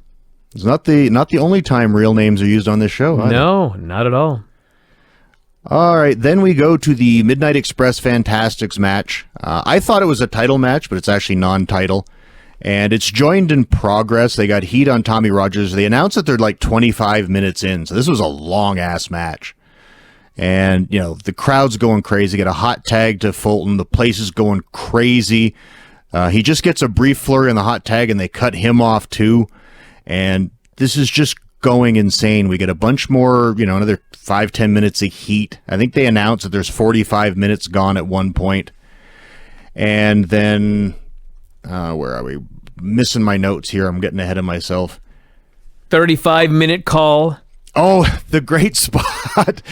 The Midnight Express. One guy grabs, I guess it's Fulton's hands, and the other guy grabs his feet, and they start swinging the guy like you do if you're going to throw somebody into a lake. Yes. And they're not really doing it very well, and they're swinging him a bit, and they finally let him go, and this guy flies like 1 foot.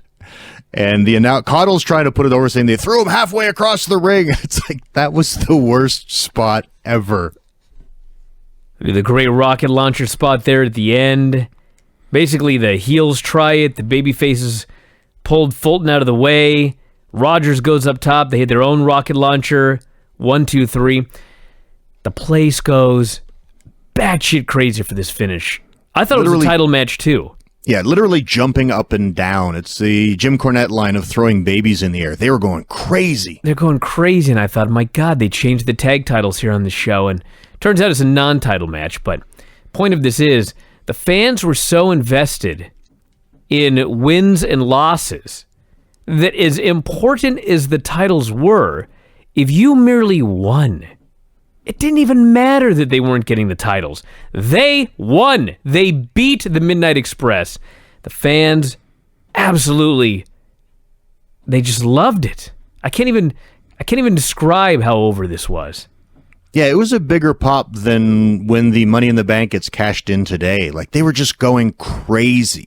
And the thing that I loved about it, it's like... This was kind of like when Cody won last night, if you were there at All In. Apparently it didn't translate on television, but literally, as Dave noted last night, it was like somebody won the actual NWA title in the 80s. That's how big the pop was when he won that title. And it's the current day NWA title. Yeah, and the best thing about this match, it's like, this is how you're supposed to do non-title matches. Like, you don't have your number one contender tap 6 people and then go, all right, if you beat the champion, you get a title match. This was their first night in the company, which is why this wasn't a title match. It's like, there was their first match in, and they beat this top team, so it's like, they're stars immediately. And we go to a promo in studio with the Fantastics, and it's like, they're over. That's it. One show. They're over huge. They were over, but oh my God, this promo. Just the most generic. Well, first off, they're out there. They got these blue glittery jackets on. Fucking blue bow ties. The most generic 80s babyface, clean-shaven, mullets, friendly-looking guys. Hideous promo. We're going to fire it up here in the NWA. I want to thank all the great people out there, all the beautiful women for all your support. Place is going crazy for these two men. Yeah, they were super over and super cheesy. They both, Fulton had a good mullet. Rogers really just had a starter mullet going. He wasn't full on starter. He wasn't full on mullet yet, but he had the 80s haircut for sure. I want the Midnights to sign a contract for the title match, and then as they cut away, they have a, how can I say this in 2018? They had a quick shot of a woman who appeared to be in the very throes of passion watching this here interview. There was a lot of really young women in throes of passion as well in the crowd with many of the promos in studio. Yes. We then got a Gary Hart promo. Not his greatest promo. No, he was pushing Al Perez, and it's like, there's a guy that just fell off the face of the earth. It's like, he was, good, not great, but it's like he just seemed to vanish. Well, I guess the story was that they used him here, and then he went to WWE, and like, when I was a kid, I remember him as being like a jobber. But apparently he was one of those jobbers that he would actually beat other jobbers, but then he wouldn't beat anybody of note. And then he went to WCW, and they had him play the Black Scorpion. And I can't remember who said this, but somebody's claim was that he thought that he was going to be the Black Scorpion. And when he found out that he was losing, he quit. And then he did like a few other things and eventually retired. So, I don't know. And Hart called Dusty the Marilyn Monroe of professional wrestling. Do you have any idea what the hell that means? A blonde icon. With so he's large breasts. There you go. I don't know. And they were pushing Perez as the Latin heartthrob, and Gary Hart called him the greatest Latin you've ever seen. Yeah, not Latino. No, Latin. The greatest Latin that you have ever seen in wrestling. Yep, and then we go to what I think was 14-year-old Shane Douglas against Big Bear Collie. Dude, he was like 26. They Really? pretended he was 21. He looked 15. Yeah, he did. The Road owned this fucking guy over the next decade. God bless him. Because we see him on Nitro on Tuesday in 1999, and he has aged more than 11 years. This was generic young babyface working arm holds is just death. Yeah, especially because his opponent is Big Bear Collie. He looked like Scott Norton. Just a big dude. Arm bars. It was like, dude, it was horrible. It was really bad. We got a drop kick and a belly to belly for the win, thankfully, in not too many minutes. And I guess they're pushing him as the protege of Magnum TA, so he's using the belly to belly. That's right. Yep. And then we got a promo. I actually word for word of a few of these. I had to back them up. But Dusty Rhodes cutting a promo, and there was two moments in particular that I just popped for. He was talking about hyping the Crockett Cup, and I guess him and Nikita won last year, so we wanted to tell everybody what he did with the $1 million he won. And he said, and I quote, "I bought limousines, I ate, spent it on women, I ran around, drank cases of milk after cases of milk for all you children out there. I was heavy duty running wild." Yes. It's not what you make, it's what you save. Unless you're Dusty, in which case it's what you spend. But did he start Not to mention this envelope angle. And the first thing he says in this promo is how he spent all of his money on women. Isn't the whole scandal of the envelope, it's proof that he has been, what would the word be? He has not been faithful to his wife. And here he is bragging about all the money he spent on women when he won $1 million. But halfway through, did he realize he's supposed to be a babyface and decided to throw in the milk for the kids? I think it was just sort of like, you got to throw in something for the kids. Oh, if it wasn't for Dusty's delivery, my God. But the next bit in the promo that I loved even more, he starts promoting the six-man barbed wire match that they're doing at the Clash of Champions. Which, by the way, is coming Sunday in the timeline we're on. Yes. And he says, and that's that calf-killing barbed wire, Jack. That's like if a lady was walking by my ranch and had on a nice-looking pair of pantyhose and just swiveled up into it. I'd be able to see New York City from there. That's the kind of barbed wire that it is. I was What? baffled. I think I ended up deciphering it after a while. I think that he meant that if she got too close, a hole would be cut in her so deep that he could look through it to New York. No, I think what it meant, and it makes sense, but then it doesn't really put over the barbed wire. I think he meant that if she swiveled up against the barbed wire, those pantyhose would be cut and he could see her big apple. I think see. it was he could see her ass, which was the Big Apple, which he said New York City, although I'm not sure hyping the dangerousness of barbed wire sharp enough to cut a pair of pantyhose. Huh. I don't know. It's Dusty. The promo felt great because it's Dusty's delivery, but I was like, what the hell is this man talking about? Then he gave us a patented $1 million smile. Walked off. Yep. And then we got Sting versus Joe Cruz, and Sting had my blonde ducktail, although I think it was a scorpion tail for him. Yep. That's where I got it, actually. Really? He had, for a very brief period of time, he dyed the tail black, and he had the white flat top and the dark tail. And when I broke in as a babyface, I realized that heels want to be able to pull some hair, so I decided to grow it a bit of a tail like Sting did, because I was a big Sting mark, and I bleached mine white to go with my darker hair flat top. How about that? Yes. You and him were interchangeable then, since he was white on top and black tail. You had the black, you know what I mean? Mm-hmm. He was a little bit bigger, a little more and charismatic, but I don't think he was necessarily that much better of a worker than when I started out. But hey. Not based on this, he wasn't. No, although thankfully he had energy. And he had more energy than you did when you started, Lance, and probably at any point ever in your career. Yes, he was a more fiery babyface than I ever was ever a day in my life, which is why I ended up being a heel and actually enjoyed working with him when I finally got to. So he wins with the Scorpion, more women in the crowd going nuts. Then he does his crazy Sting promo. And they've got footage, they say, of something that Ric Flair is going to try to do to him. And it's footage of Flair versus Ricky Santana. And Flair's got him in the figure 4. And Ricky starts to fire up and twist that finger in the air. And he starts to turn and turn. And he's almost going to turn that whole damn thing over. And Ric Flair reaches up one hand and he grabs the top rope. And it's just enough to stop Ricky from turning over, and he is forced to submit. It was so simple and so awesome. Although, you know what? Interesting story. I believe that match on whatever show it actually aired in its entirety was the very first Ric Flair match I ever saw. Really? And I had heard, about Ric Flair, but I'd only seen Hulk Hogan. And I watched that match, and he's bumping around for Ricky Santana. He's getting his ass handed to him by Ricky Santana. And my first thought as a young fan was, this is a crap champion. He's the shits because he's getting beat up by this guy I've never heard of before. That was the thing. Like in the 80s, if you were a fan of WWF, that's what you thought about Flair. If you were a hardcore NWA fan who'd been watching forever, you thought that Flair was awesome. You'd seen enough Flair to know that he actually was great.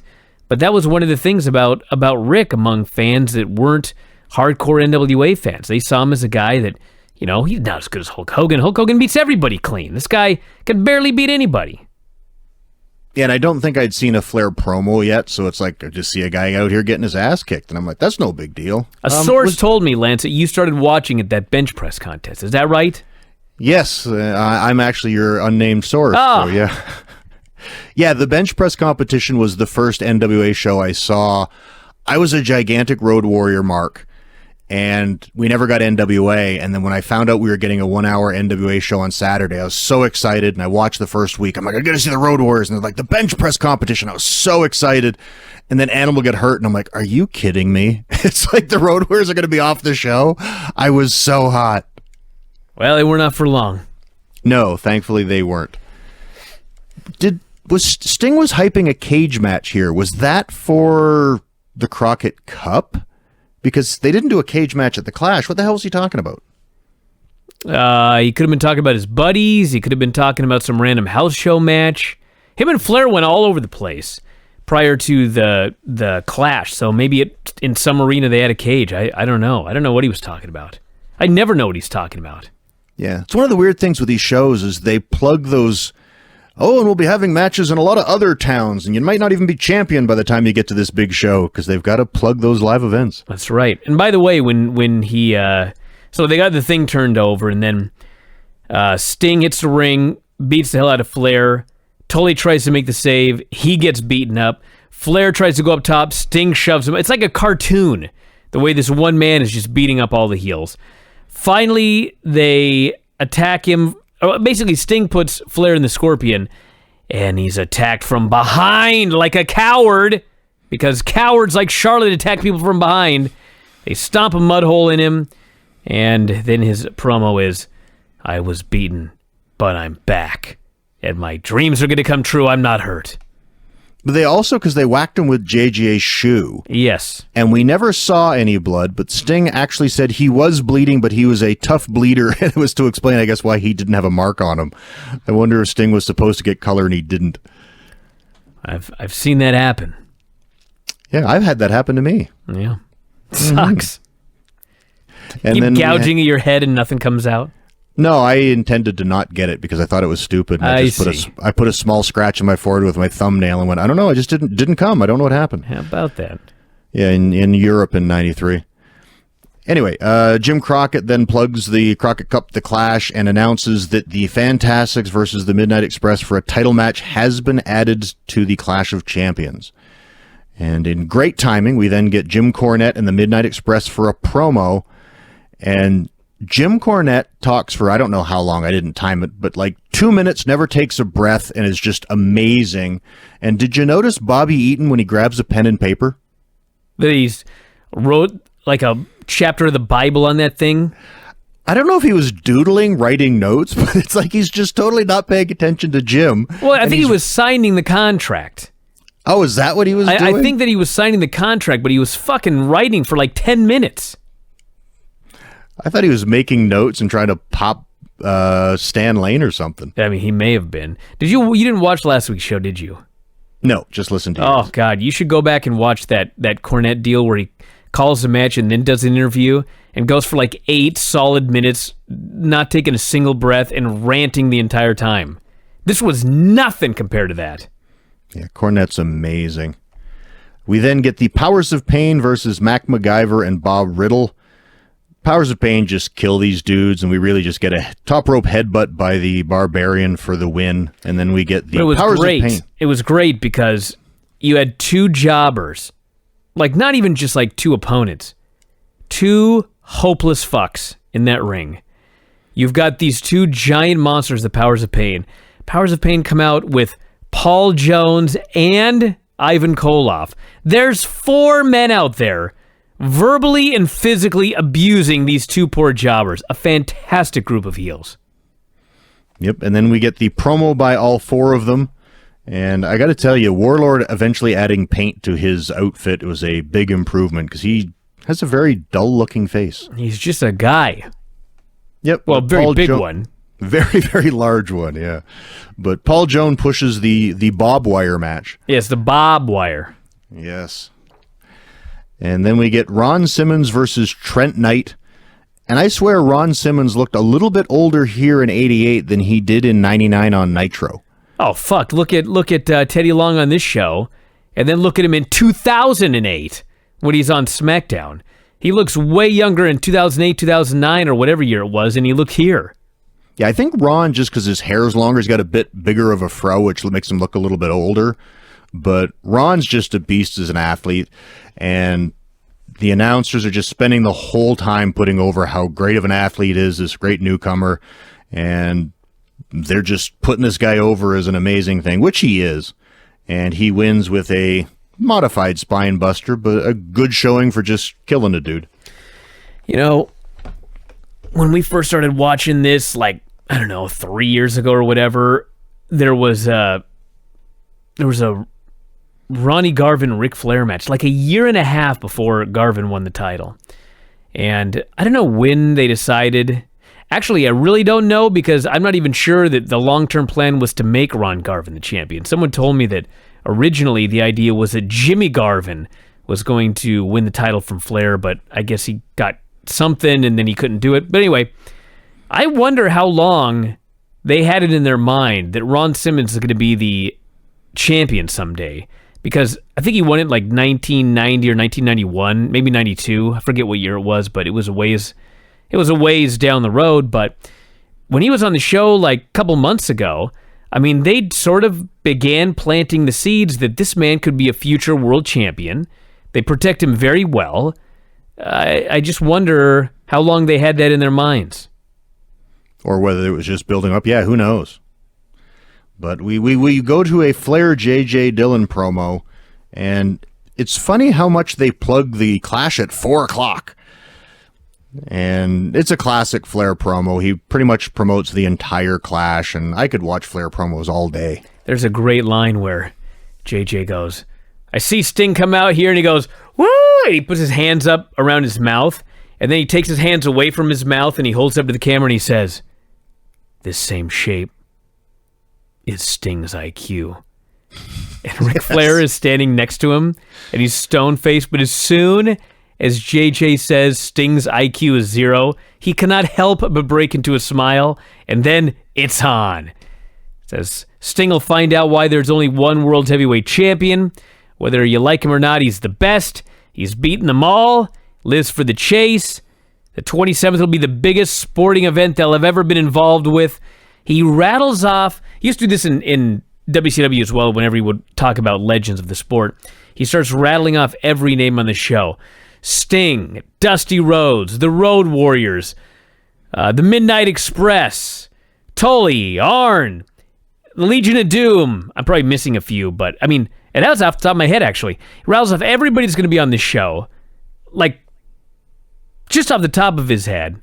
And then it suddenly struck me how much fucking more awesome this card sounded than WrestleMania 4, which it's going head-to-head with.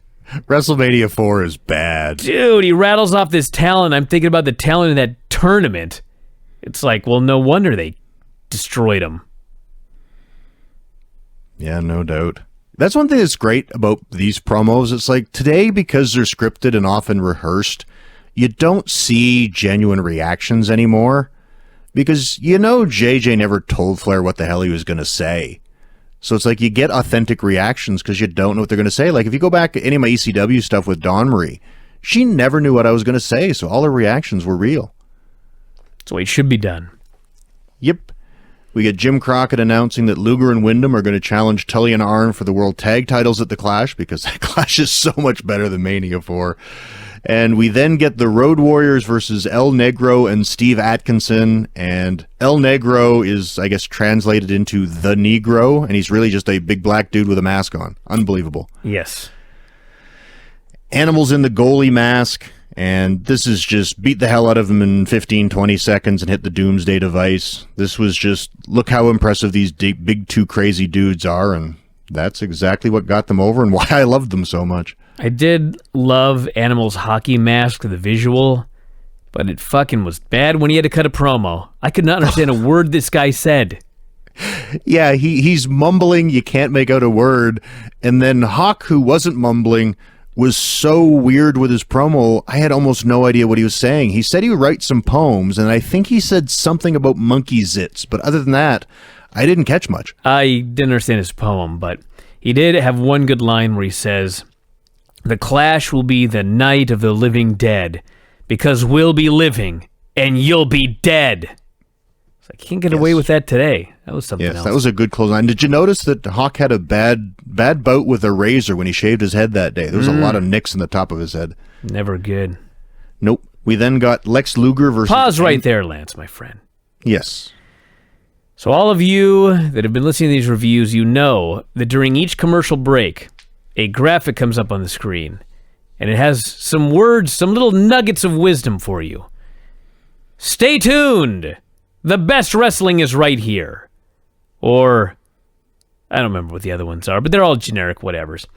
So, they go to commercial after this Road Warriors promo, and there's a still shot of Lex Luger, and do you know what it said at the bottom of the screen? I didn't catch it. It says, "Next, luscious Lex Luger." No way. I swear to God. I thought I was imagining things. So I'm looking at this graphic that says, coming up next, luscious Lex Luger. They go to break the comeback. Lex is coming down to the ring. Tony Schiavone says, and I quote, "Buddy, all I can say is that package is loaded." What is going on here? That he killed this Andrew Bellamy. This was bizarre. Yeah, this was, again, Luger hit a few moves. He posed a lot. He did that weird breathing that he always does, but the girls at ringside loved him, and he was super over, and it's like, that rack is always over. Yeah! Despite the fact that Andrew Bellamy does not know how to time getting picked up and, like, sack a shit at him on, like, 2 lifts. Yes. Yeah, this Luger, he's always over. Like, except when he does his fucking long-ass promos, but, I mean, in the ring, he always gets a pop. He always gets over. And they just ruin him at every turn. Yep. And then we get Spam Slam of the Week. Yes. Hawk having to press that dude that went up heavy for him, I guess, last week. Oh, dude, he deserved this Spam Slam of the Week for that one. Yeah, and then we get to follow up with a Barry Windham and Lex Luger promo. That same girl from earlier, in the throes of passion. They found her again. She's still in the throes of passion for Luger and Windham. Found out they're getting this title shot. Windham is not a great promo, but you know what? He gets in and gets out. He says what needs to be said, and he's done. Then they go to Luger, and he just won't shut up. He keeps circling the wagons looking for his outline and never finds it. Dude. Get to the point, dude. He even starts plugging other matches. Yeah. Too much. Yep. And then we get Al Perez with Gary Hart with him and Tony Suber. And I think the only thing worse than a babyface working arm ringers and arm holds is a heel doing it. Well, you see, like 3 weeks ago, Tony Suber won a match. He's been a perennial jobber, and out of the blue, there was a new guy that was supposedly debuting that they put in a fancy outfit to make you think that he was actually the star. And Tony Suber beats the guy, and the place goes crazy because Tony Suber won a match. And then they just never did anything with him ever again. Here he's just in this match here, and he loses again to Al Perez. Yeah, the only good thing about Al Perez being so boring in this match is it gave JR and Tony a lot of time to talk about him and put him over. That's true. But he did nothing until he hit a forearm off the ropes and then won with spinning toe hold. The old school championship spinning toe hold. On the right leg. That's right, it was on the right leg. It was. I'm like, wow, way to get a new guy over. The worst finishing move. Again, back when Dory did it, it was over, but it's like in 1988, following like the Road Warriors and the Powers of Pain, do we need a spinning toe hold? I don't know. Especially when Flair does a spinning toe hold into the figure 4 leg lock. It's like an advanced version of it, and you're trying to get over this, just a spinning toe hold. I don't know. Yep. And then they do a promo. And it looks like Seth Rollins, kind of. I thought the same thing. Yeah. Not nearly as good of a worker, though. No, and he can't talk to save his life. No, and he looks lost standing behind Gary when Gary cuts his promo. And Hart cuts the promo on Dusty, and did you catch when he said, "Your time has come, Virgil"? Yes. He's shooting, brother. What's He's going using real on names. here? That's 2 in 1 show. Yeah, it's you got to let them know that this is a shoot this time. It's for real. Your time's up, Virgil. And then when Perez gets to talk, the first words out of his mouth are, "Well, let me tell you something." And I'm just like, wow, dude, you really need to work on your promos. And that's coming from me. Yes, Al Perez. That was his real name, so I guess, you know. Do you remember what his finisher was when he wasn't using the spinning toe hold? I can't imagine him having one. He actually won? He had a move called the Alley-copter. Oh, yeah, he had the Christians. No. The Unprettier. Or no, never mind. That was somebody else. That was he had him up like it was for the Razor's Edge, and then he would spin him. Like he would do like a giant swing type spinning for himself with the guy up in the Razor's Edge, and then he'd duck his head and throw the guy, and the guy would spin like a helicopter propeller and take the bump, and it was the Alley-copter. How about that? Yeah. Al. Way better. Al Perez. The Yes. Alley-copter. Yep. And then we get the Midnight Express. Actually, before we get to that, all right, there's one other line here. So he's cutting his promo, and they're challenging Dusty for the United States title. And Gary Hart says that if Al Perez cannot beat Dusty for the United States title, he, Gary Hart, will jump off the highest tower in Atlanta. He's going to commit suicide. I hope no one held him to that, because I'm Al not Perez sure never won the title. Al Perez beats Dusty Rhodes. This was a way better promo than the first one. Yeah, although Perez even botched his closing line and Gary had to take it from him. All right, the Midnight Express versus Mike Jackson and Alan Martin, and you could tell they liked Mike Jackson. Hell yeah, everybody did. He was awesome. Yep. He even let Jim Cornette body slam him. Well, Cornette from ringside starts cutting a promo on Mike Jackson, and then Bobby gives him like a giant high spot. He's monkey flipping. He's doing a flying head scissor. It was great. And then Bobby caught his feet, slingshotted him over the top rope, and Jim Cornette body slammed him on the cement. So they liked Mike Jackson. Mike Jackson could work, so they worked with him for a bit, and then they let Alan Martin tag in, and they went to town and beat the hell out of him. Cornette's half at ringside, half doing commentary. And it was awesome on commentary. First off, I think Cornette on her show said that the Midnights liked to do stuff in their matches on TV. So if they had a guy that could actually do stuff, they do stuff with him. And I think if you watch like a lot of the Midnight matches, you can see the times where they figured a guy could do something, and so they came up with some ideas. And if he could do them, they did it. But if he fucked it up, which invariably they did like 50% of the time, the Midnights would just kill him. So Mike Jackson was not going to screw this thing up. Nope. And Cornette did an awesome job to put over how upset he was that they lost this non-title match. It's like he was more upset about this and like 1,000 times more upset than most guys are when they actually lose the titles. Yeah, and one of the great things about it is he's so good at talking that when he cuts a promo and he's stumbling all over himself, it's even more meaningful. Like, he's sitting there on commentary. First off, he starts screaming that there's no way the Fantastics could even win. And David Crockett's like, they did win. They beat you clean in the middle. And then he's like, well, they won, but they didn't win. He's just losing his mind trying to dance around the fact that they actually lost to him. And he's stumbling all over himself. It was great. Yeah, he was purposely overselling the no-sell. Yes. Trying to come off with a guy that wants to deny that they lost and that it bothers him, but you can tell it's eating him alive that these guys beat his boys. It was awesome. They won with a rocket launcher, and then we got a Fantastics promo yet again, because you know you want the Fantastics doing 2 promos in one night, but thankfully it was just for the show closing angle. Cornette comes out to confront them, the Midnights jump them, and then they brawl for the last several minutes of the show. Did they In the ever. ring, on the floor, using chairs, tennis rackets. One point, Tommy Rogers does a standing drop kick on the concrete.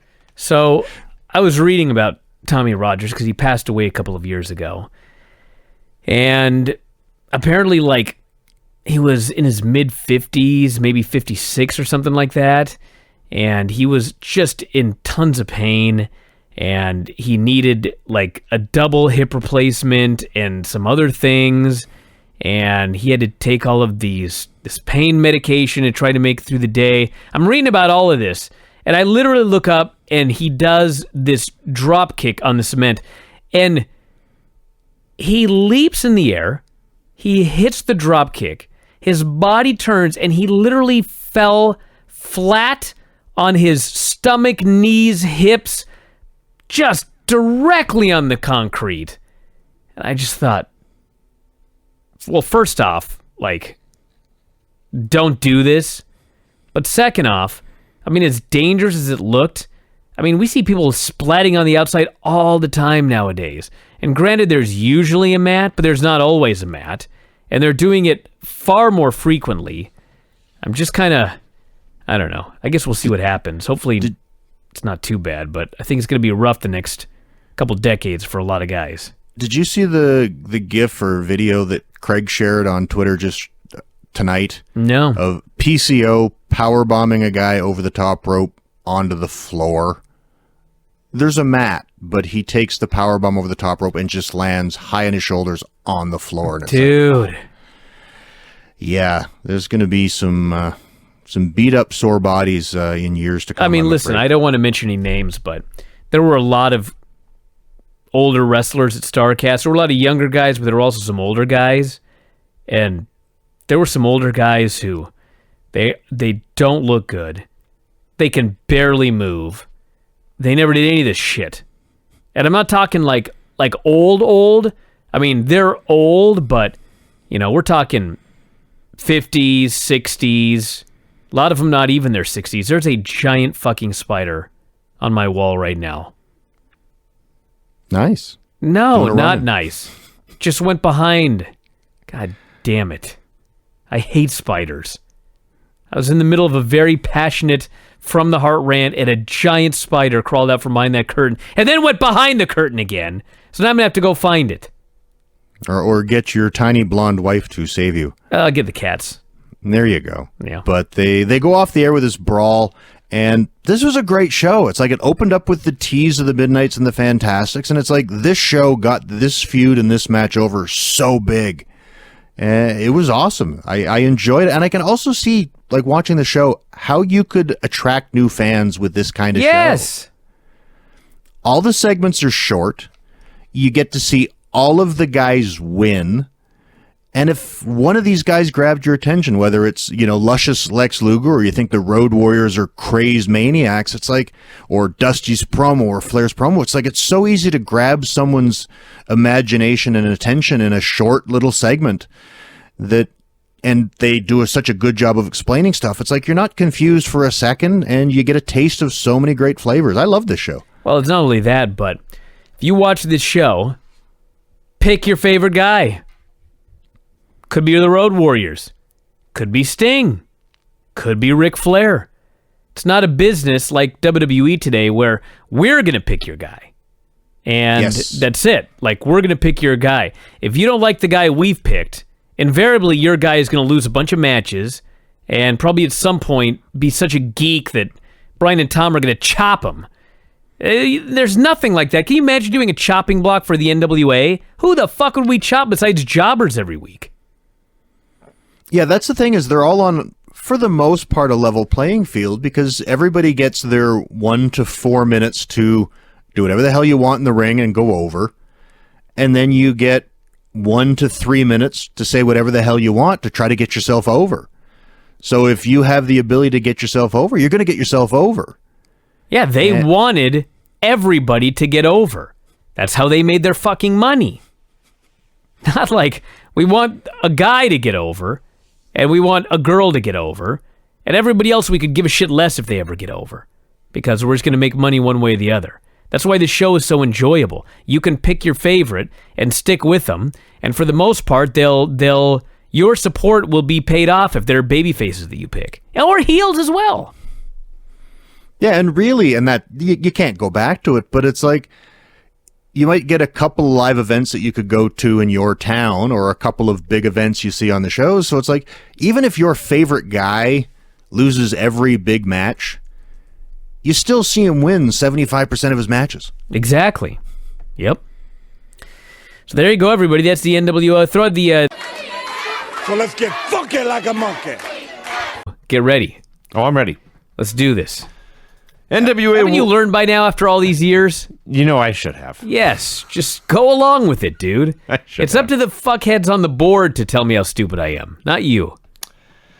NWA World Championship Wrestling for March 26th, 1988. And I mean that in the nicest way possible. The fuckheads on the board. It's really only a small handful of fuckheads. Everyone else I really appreciate and love.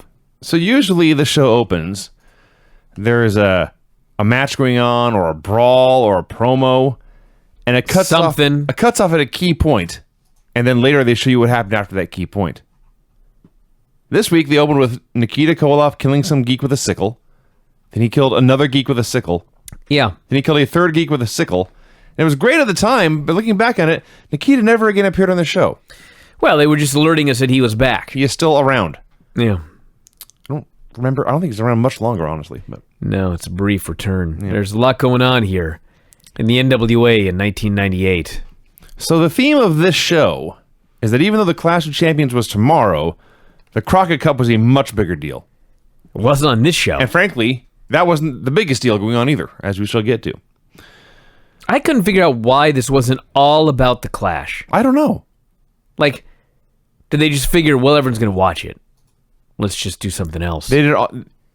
Anyway, I couldn't figure it out. there was nothing to build to the Clash. I mean, think about all these Raw shows. They're like shitty go-home shows.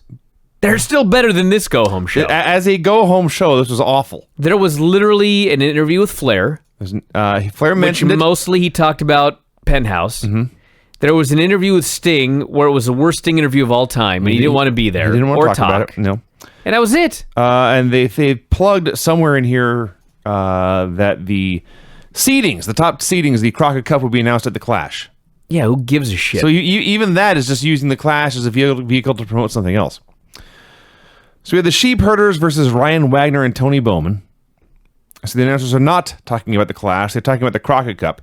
So the Crockett Cup tournament, it's going to be a 24-team tournament. It's an offensive tournament. And as they have mentioned, it's an offensive tournament. Yes. It's going to be held over 2 nights. Yes. And in addition to the tournament, there's going to be a singles main event in each night. And they'd already announced, I think they'd already announced, that night 2 would have the World Championship on the line in a yet-to-be-determined title match. But now we know the main event for night 1. Jimmy Garvin versus Kevin Sullivan in, quote, a Prince of Darkness death match. Yes. And they noted nobody knew what these tips were, but Garvin had signed the contract anyway. Foolish babyface. That sounds honestly straight out of Raw from any era almost. Yeah, basically. Listen, I love the Sheep Herders. They beat these two fuckers up for like 5 hours. It went a long time. And I love to watch the Sheep Herders beat people up. But this was too much even for me. They beat on him. They beat on him. They beat on him. They beat on him. Announcers are talking about the Crockett Cup. Announcers are talking about how disgusted they are that the Sheep Herders and Johnny Ace have the temerity to bury America. They beat on him. They beat on him. And all I could think was, I need to watch some old WWF. Because I know that these guys were clowns as the Bushwhackers. Yeah. But when they got in there for squashes on Primetime Wrestling, did they beat the shit out of jobbers the way these guys did, or were they totally clowns? I think there's a lot more marching and licking. Sure, yeah. That kind of thing going on. I need to go back and watch this. Less severe violence. But man, it just took forever to get to the point, which was they beat him with a double gut They buster. hit the finish in 1. Yeah. They just wasted all our time. The only thing I can add to this is the setup for the Gutbuster was the battering ram, which I think may have been the finish as the Bushwhackers, but Yeah, you battering ram them in the gut. You ram them in a battering manner in the gut, and then you do a double gut buster. yeah. The point is, it makes sense. Sure. You soften up their gut with the battering ram. And then you bust it. Then you bust their gut with the gut buster. Right. Yeah. I just want to mention they fucking rammed this guy. Hey. This is a highway collision. They just ran him over. And then the moment they won, in the audience, there was a hot 80s chick Oh.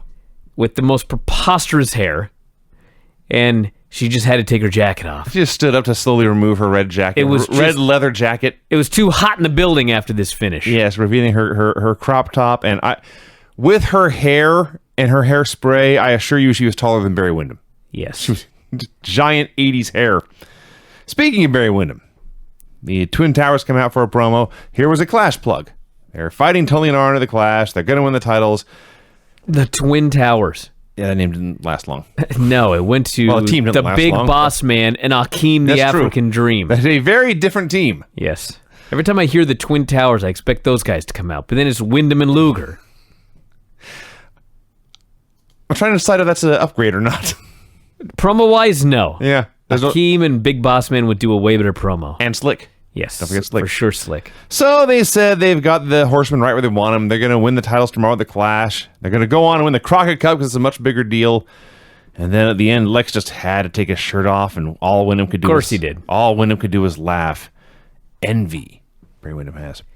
Lex Luger is talking about the Clash, and he's so excited to be on national TV. Yeah. I'm like, What am I you're watching on now? national TV every week and at this exact moment, Luger. Yeah. Are you aware of that? It's on the same fucking channel you're on right now. Rob Garner. And by the way, the question David asked them, you didn't even talk about the question David presented them with. I did not. Wyndham and Luger come out. They're fighting for the World Tag Team titles tomorrow. David says, do you guys think you'll win the World Tag Team titles? That was the question. Their answer was, we do. We think that we can win those titles. A pressing question. Always playing hardball. David Crockett is. Rob Garner of the National Wrestling Alliance came out with some announcements. First, he was there to announce new teams for the Crockett Cup. They were teams from Japan and Mexico. Wow. It's like the Mixed Match Classic. That's all the information we have. Yes.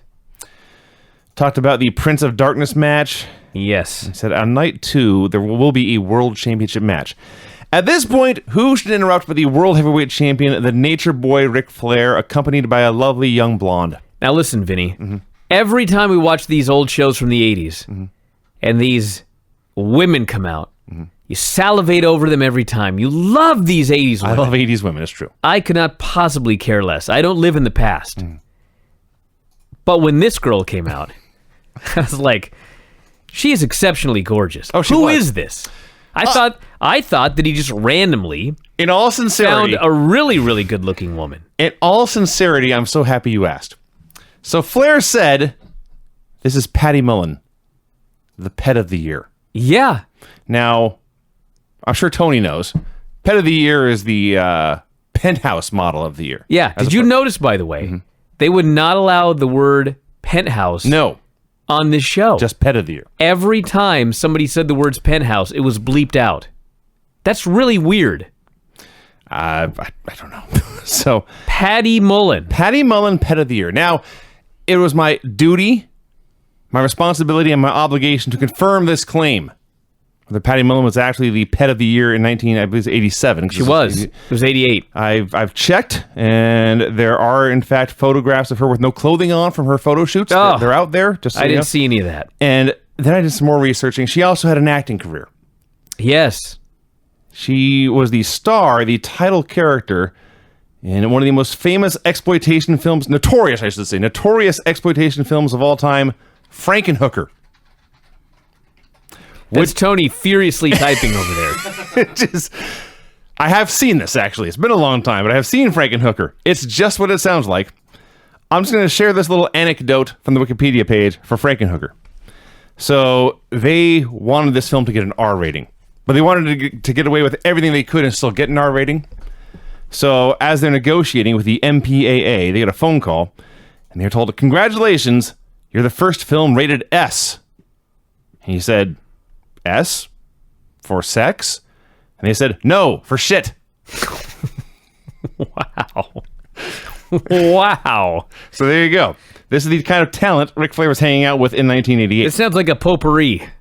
It's been a long time, but I'm not sure I want to watch it with you, Vinny. I hesitate to say I've seen I worse may movies. have to tie you up or something. I liked it Maybe. a lot when I was 18. I don't know if I would like it so much at 42. Yeah, I'm afraid that we may have to just... Watch it separately and report? It's something like that. Yeah. I don't want you in my room when this is on. Yeah, that's fair. So Flair is bragging about the woman he's hanging out with and talking about how She actually did a very good job. she had like 2 lines to speak. She wasn't just standing there as like a mannequin. No. Like she She's responded a to what human he being, said. yes. Yeah, she looked at him. She smiled. She had lines. She did a good job. I don't know why Frankenhooker could be so bad. So Flair is ranting and raving about how Sting and Wyndham and Lex were jealous of him for the woman he was hanging out with, and he says, I was watching 5 minutes ago, and Lex Luger tore his shirt off, and Patty turned to me and she said, real women don't like muscle men. They like men of the world. Which I guess is Flair. He's a man of the world. And as they're leaving, he turned to Tony and says, if you come along, she's got a friend for you too. Wow. This was awesome. Yeah, Flair with Patty Mullen by his side was even more excited than usual. That he was so excited. If you were to tell him, Ric Flair, we're going to take either Patty Mullen or your world championship belt away, he'd say, take the fucking belt. Well, I'll just win another one. Al Perez versus Alan Martin. So there was a point during this match. You missed the whole sentence. You only heard groin muscle. Okay? Okay. Yeah. The actual line, Al Perez does some sort of maneuver, and David Crockett said he was, and I quote, pulling right on the groin muscle. I didn't go back. How did you do that? I don't want to know what was happening. No. So, I guess Al Perez debuted last week, the show I missed. But I kind of remember Al, and he was pretty much like I remember. Great physique. Seemed very athletic and trained in the ring. Trained, obviously, but, he seemed like an athletic guy, and he was a technical wrestler. Yes. All he did was grapple this guy. Yes. Wrestled him, and then won clean with a finish. Why are we supposed to boo him? Just because Gary Hart is there. It's the only reason. And he killed Alan Martin. He's tall, dark, and handsome, literally. He wrestled him. He did elbow Alan Martin right in the face. He did the old flying forearm, the Tito Santana flying burrito, I believe that Bobby Heenan called it, and just elbowed this guy right in the face. It went through his head, I'm pretty sure. That should have been the finish. And he had a spinning toe hold and won. It was a fun squash. Paul Bosch. Yeah. 1988. Paul Bosch says, I'm going on national TV. I gotta get dressed up. He gets a red jacket. Yeah. With the biggest damn butterfly collar you ever saw. 88, I say, not 78. Gold tips on the collar, which is out by his shoulders. Big giant medallion on his bare chest. Paul Bosch, baby. The man. Fashion icon. The absolute man. He'd been at the Penthouse Mansion. He looked like it, actually. This is a Bob Guccione outfit, if ever there was one. So the other fellow was Peter Burkholz. I once wrote for Penthouse. You did. That's true. Do you have an outfit like this? No. Well, that's why they fired you. Yeah. So Peter Burkholz was there to represent Houston wrestling, and he pathetically tried to plug a card in Houston, and they gave him about 4 seconds of airtime and said, okay, let's talk about the Clash and the Crockett Cup. And that was that. Fantastics versus Steve Atkinson and Gene Ligon. I liked Paul Bosch on commentary. Paul Bosch did commentary, did a fine job. He was a little slow, but he made some good points. Noted that forearm shots are actually more dangerous than punches because when you throw a punch, you can break your hand. Yes. Correct. Were the Fantastics on last week's show? Yes. So you got sure were. I can't tell you how happy I am that the Fantastics original music, complete with their custom intros, is still intact on the network. That is great news. So they come out in their bow ties and their tails. They hug literally every female who wants a hug. And Bobby Fulton, throughout from entrance to exit, he will not stop wiggling his hips, and the women always scream. They're just the whitest of white meat baby faces. So this went on for a long time. Too long. They did a lot of stuff. It was not the usual Shane Douglas, Ricky Santana, let's do an armbar for 8 minutes match. But it went too long. Highlight was Bobby Fulton sitting in the crowd and doing some cheerleading, and that went crazy for him. And then finally they hit the rocket launcher for the win. The Midnight Express's own rocket launcher. And Paul Bosch, almost a fable, he said, you have to take chances if you want to win. They took a chance, and they won. They did. Wise man, that Paul Bosch. Yes. So the fans... Mentor to our own Dave Meltzer in some ways. That's true. So the fans are going crazy, and the Fantastics are pumping them up, and they say, we're not stealing the Midnight Express's moves, we're just showing we can do them better. And they ran down Bobby, they ran down Stan, they ran down Cornette, they ran down Mama Cornette, and by the time this is done, I couldn't wait for that match. Yeah. The promo was great. The match just went too long. So they go back to... I thought this was it for Paul Bosch. He's back for more. He was very familiar with the Fantastics and the Midnight Express. Yes. So I thought they brought him in to do guest commentary for that match. No, now he's just on camera doing a long ramble. Not even a rant, just a ramble. All he had to say was teams should obey the rules. Well, that's actually all he did say. It just took him 7,000 words to say it. Oh, my God, was it a struggle to get this out. But you know what? He just kept trying till he got it all out. And then he wasn't red. He wasn't embarrassed. He just matter-of-factly looking at the camera. I said my piece. What's next? Yes. So they showed a match between the Twin Towers and the Four Horsemen with Magnum T on commentary.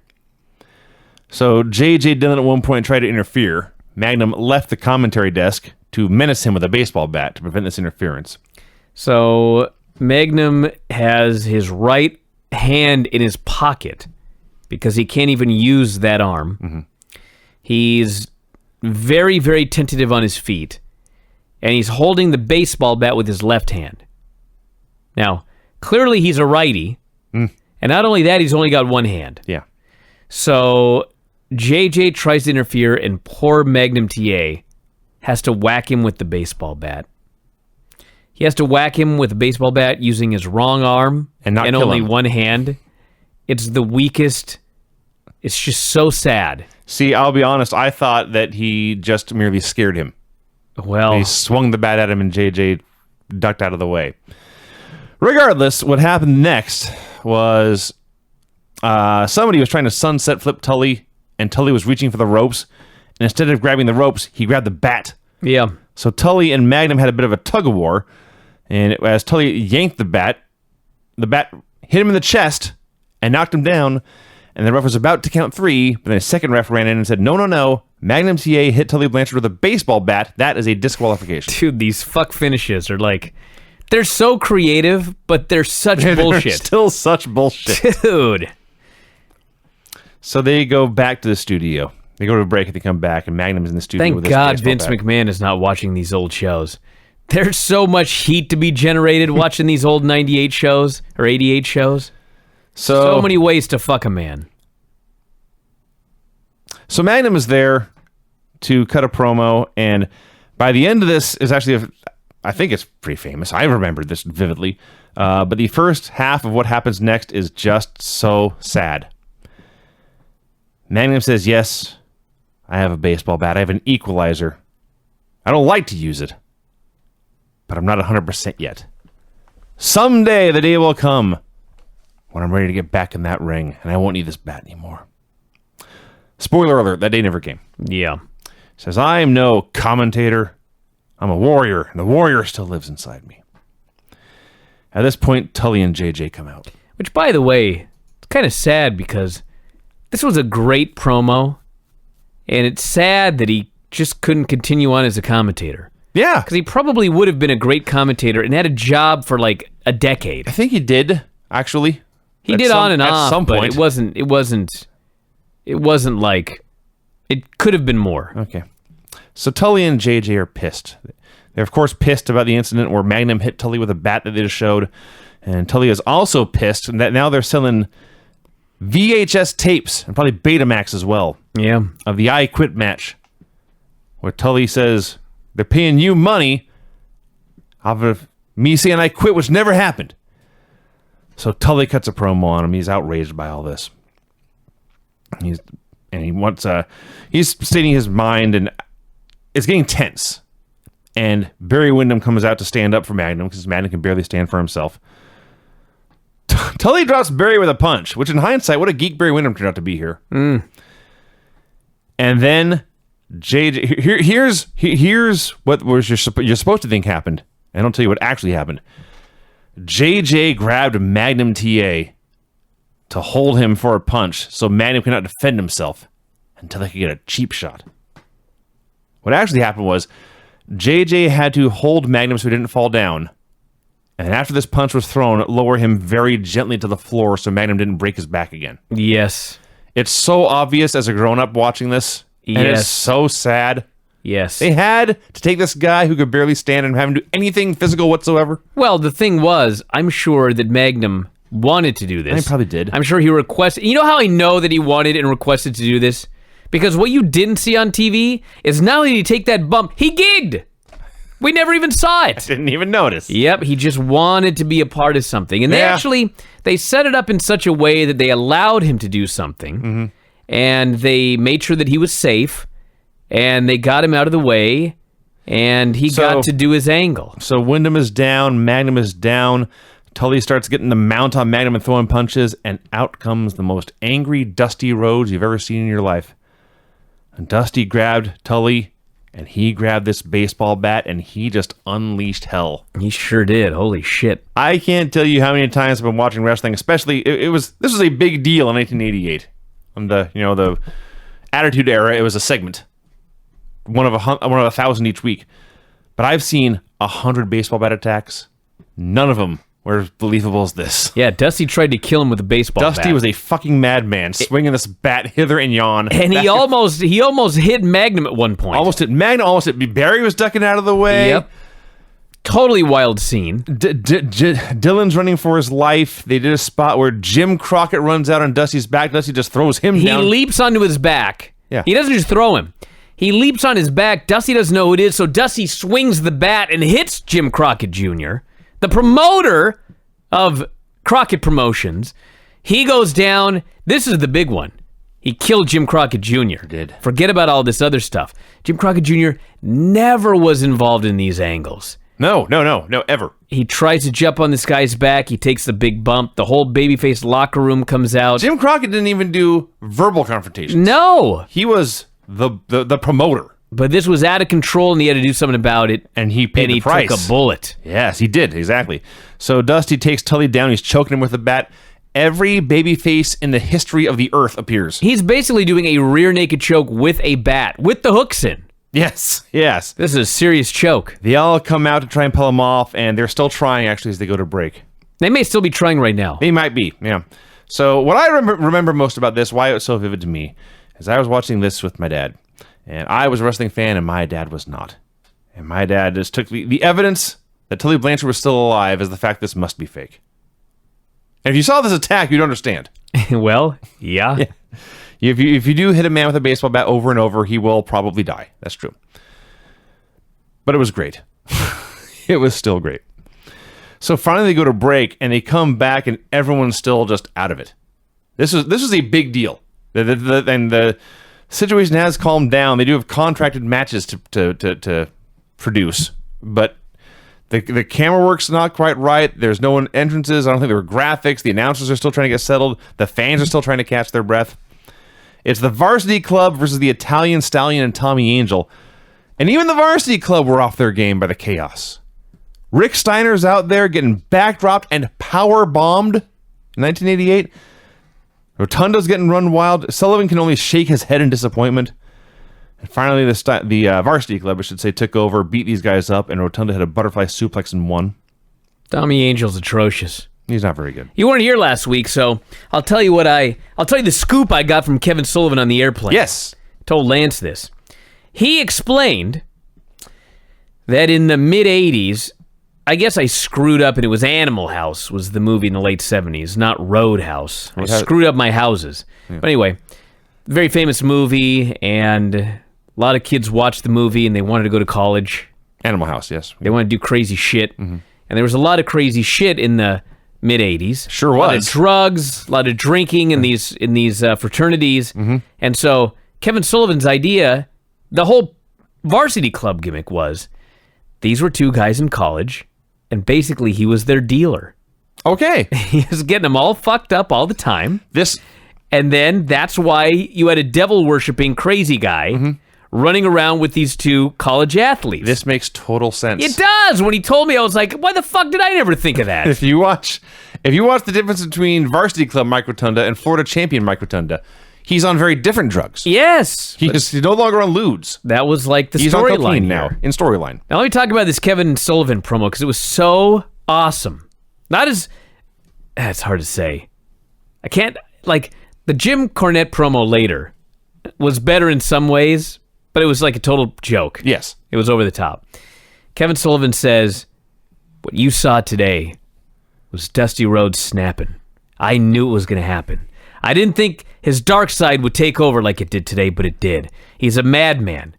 He says, Dusty did not just try to whack Tully. He tried to end his life. He tried to kill him. Mm-hmm.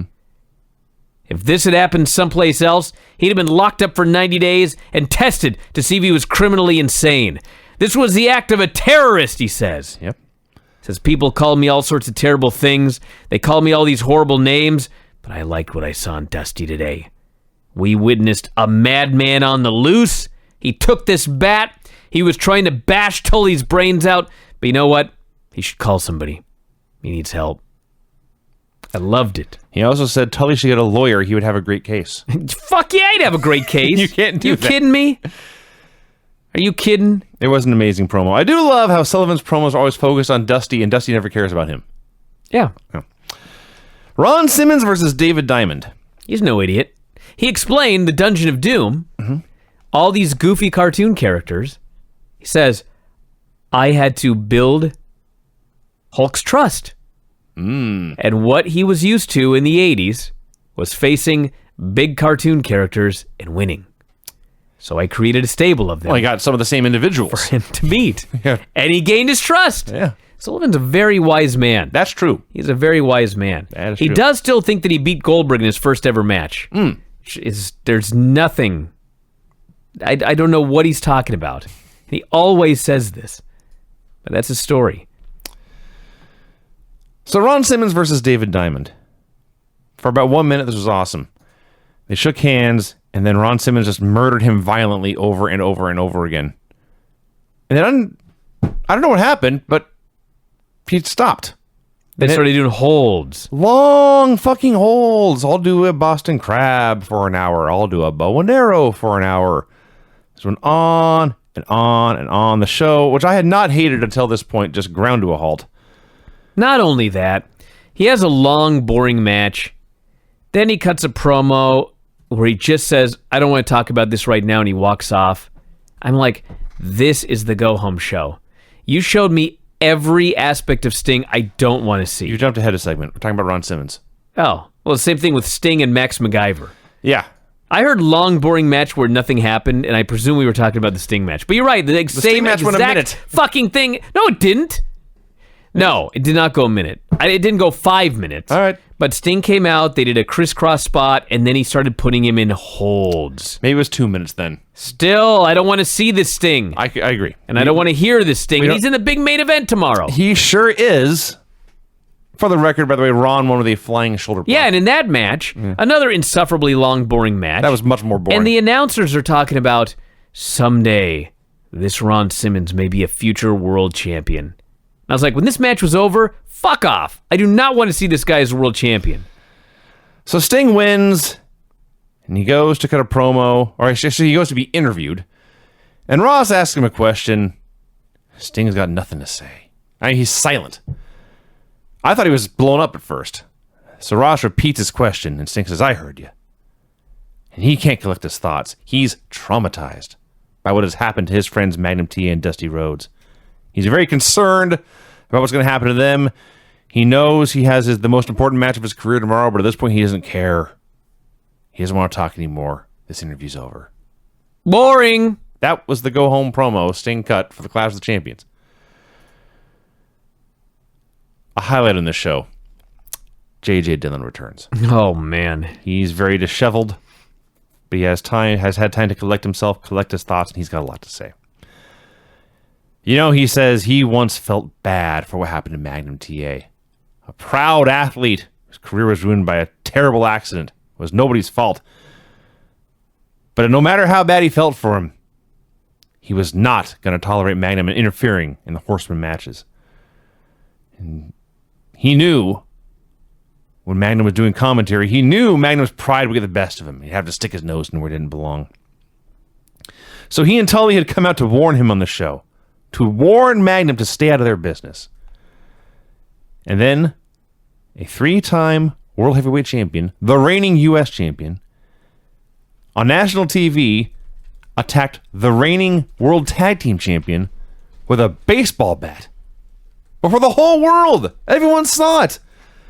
And then, in all the carnage, the head of the National Wrestling Alliance was struck a blow by the same man. JJ said he'd get a copy of this videotape. He would promise it would be hand-delivered to every member of the NWA Board of Directors. Stop right there. He says, I'm going to send this video to everyone in the NWA. The fans began to cheer. He says, I am going to demand Dusty Rhodes be barred from wrestling for the rest of his life. The rest of his life. And the fans started to clap and cheer. Didn't catch that, but Yeah, that was the most important part of this whole interview. Yeah. I couldn't believe it. I mean, I could. They're turning on Dusty hardcore, but when he mentioned all these things he's going to do and everyone starts clapping and cheering, it's just like, wow. Because then there was part of me that thought, maybe someone's coming out. That's what they're cheering for. But you know who came out next? Jim Cornette. Yeah. They were not cheering for him. They were cheering for him to be banned from wrestling for life. Yeah. So JJ starts to leave, and Tony says, cuts him off. Won't let him leave. He says, I have to say, Tully Blanchard instigated this. JJ says, that's beside the point. Tony says, well, let's go ahead and look at this again. And JJ says, great! I want you to show it as many times as you can. I want everyone to see this. Yep. And they replayed the whole entire deal. And they go to commercial, and they come back, and Jim Cornette's there. And he's very, very sad. Oh, he's weeping. Tears. Jim Cornette can barely form a complete sentence. Yes. Think about that. His close personal friend, Jim Crockett Sr., has been attacked. Junior. There'd be news if Jim Crockett Sr. was attacked. He mentions close personal friend. Everybody laughs. Cackles. He's going on, Cornette is, about how Dusty had tried to assassinate Tully Blanchard. What he did was appalling. He used a deadly weapon. He attempted to assassinate Tully Blanchard and then took that deadly weapon to Jim Crockett Jr. He should be fined, suspended, imprisoned, or electrocuted. Yes. It was amazing. It was amazing. So for all of you that don't know where this is going, and just to cut to the end of the show here very quickly, the end of the show, David Crockett comes out, and he's outraged about what happened to his brother. He says they will not stand for this. He demands the fan to watch the footage for the third time on this show. By the end of yes. They weren't messing around. No. And then he says, fans, we want to know who you think was responsible. Tully, Magnum, or Dusty Rhodes? Then they go to the end of the show. Mm-hmm. So anyway, Dusty's out of here. Dusty gets banned. The Midnight Rider's coming. Who? Exactly. Yeah. And in addition to the Midnight Rider coming in, you'll never guess who gets stripped of the title and does not have to lose it in the ring. If Dusty Rhodes is banned, he claims Dusty champion. Rhodes. Yes. Man, oh man. So back to this Cornette promo. For like a minute or two, and he's obviously being over the top and making a joke out of the whole thing. But he's choking back tears. Eyes are watering. He's, shaking, talking about Dusty Rhodes and his close personal friend, Jim Crockett Jr. And he kind of stops and says, but enough about that. Here comes the Midnight Express. And he's all happy. They flip a switch. He's happy again. So it's the Midnight Express versus Big Bear Collie and Kendall Windham. Yeah, Big Bear Collie. You missed him last week. I did miss the debut of Big Bear Collie and Al Perez debuted in the same show. And the Fantastics. Fat Scott Norton is what he is. He very much looks like a poor man Scott Norton. He's not that fat. We've seen way fatter jobbers on here, but Cornette's ripping him apart and just calls him Big Fat Collie. Yeah, terrible. Hey, it's a much better name than Big Bear Collie. Oh, come on. Big Bear Collie? I didn't say more accurate. He's a dog and a bear. He's a big fat collie. So they're outraged. The Midnight Express been stealing their moves. They're going to stop to all that tomorrow. Oh, yeah, this whole feud, Vinny. Mm-hmm. The irony of this. Jim Cornette is managing the team that does the most moves. Mm-hmm. That's all he's talking about for this whole thing. They do the most moves. They do more moves better than most people have moves. Sure. I'm thinking this is the guy that cut so many promos on the fucking Young Bucks. Yes. Everybody else. Amazing how that works. This was his fucking team in 1988. Absolutely. So the Midnight's won with a rocket launcher. I still can't believe, like, the Dusty Rhodes baseball bat attack is no longer the biggest news in this show, as far as I'm concerned. We're not making any of this up. They put on TV, national TV, on a Saturday afternoon. Now I know there's not as much cable networks as there is now, but Saturday afternoon this is March, there's no football, but they got to compete with baseball, they got to compete with basketball, hockey, the outdoors, everything Vinny, you got to compete with. This is not how it is today. The fans were going to watch this goddamn show from beginning to end. They would not miss their wrestling show. They're not missing the Big Green Machine versus El Negro. He's not making that up, everyone. A masked man in all green and another masked man in red. In red. Yes. Masked jobber versus masked jobber.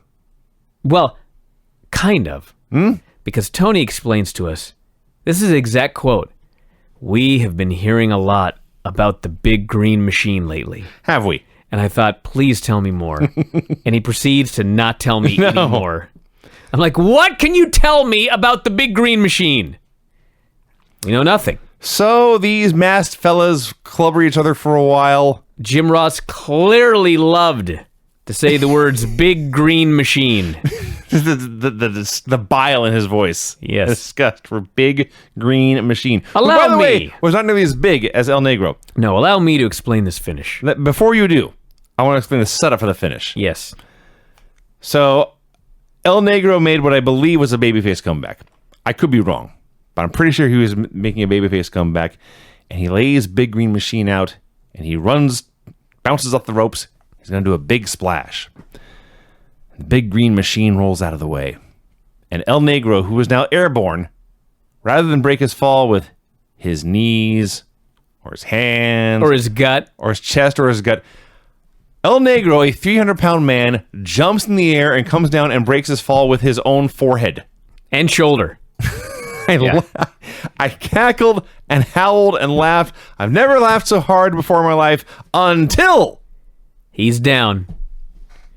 The Big Green Machine stands up over his fallen body. He raises his arm in the air and he drops a big elbow. And he gets up. And he drops a big elbow. And he gets up. And he drops a big elbow. And he drops a big elbow. Drops a big elbow. Drops a big elbow. Drops a big elbow. Pins him. 7 His finish. 7 consecutive elbow drops Was his finish. was the finish of the Big Green Machine. Was it Dolph Ziggler? Remember he used to do that? Yes, yeah. Until he accidentally killed Jerry Lawler? Jerry Lawler still believes it causes heart attack. Yes. But yes. And he never did it again, by the way. Well, clearly it's a very dangerous finish. It's a very dangerous finish. Have we confirmed El Negro's still alive? I don't know. I don't know who it was. Maybe Big Green Machine killed him with 7 elbow drops. 7 straight elbows. And So- boy, by the 7th elbow, he was not getting up very fast. Between the splash onto the forehead and the 7 elbow drops for the win, It was worth it. perfect comedy. Yes. This could not have been any funnier. Oh, yeah, this match was either 5 stars or -5 stars and nothing in between. I mean, you could give it 0 stars. No. Because that's right in between, actually. No, you cannot give it 0 stars. Okay. It's either an all-time terrible match or an all-time great one. I'm just not sure which. Gary Hart and Al Perez come out for a promo.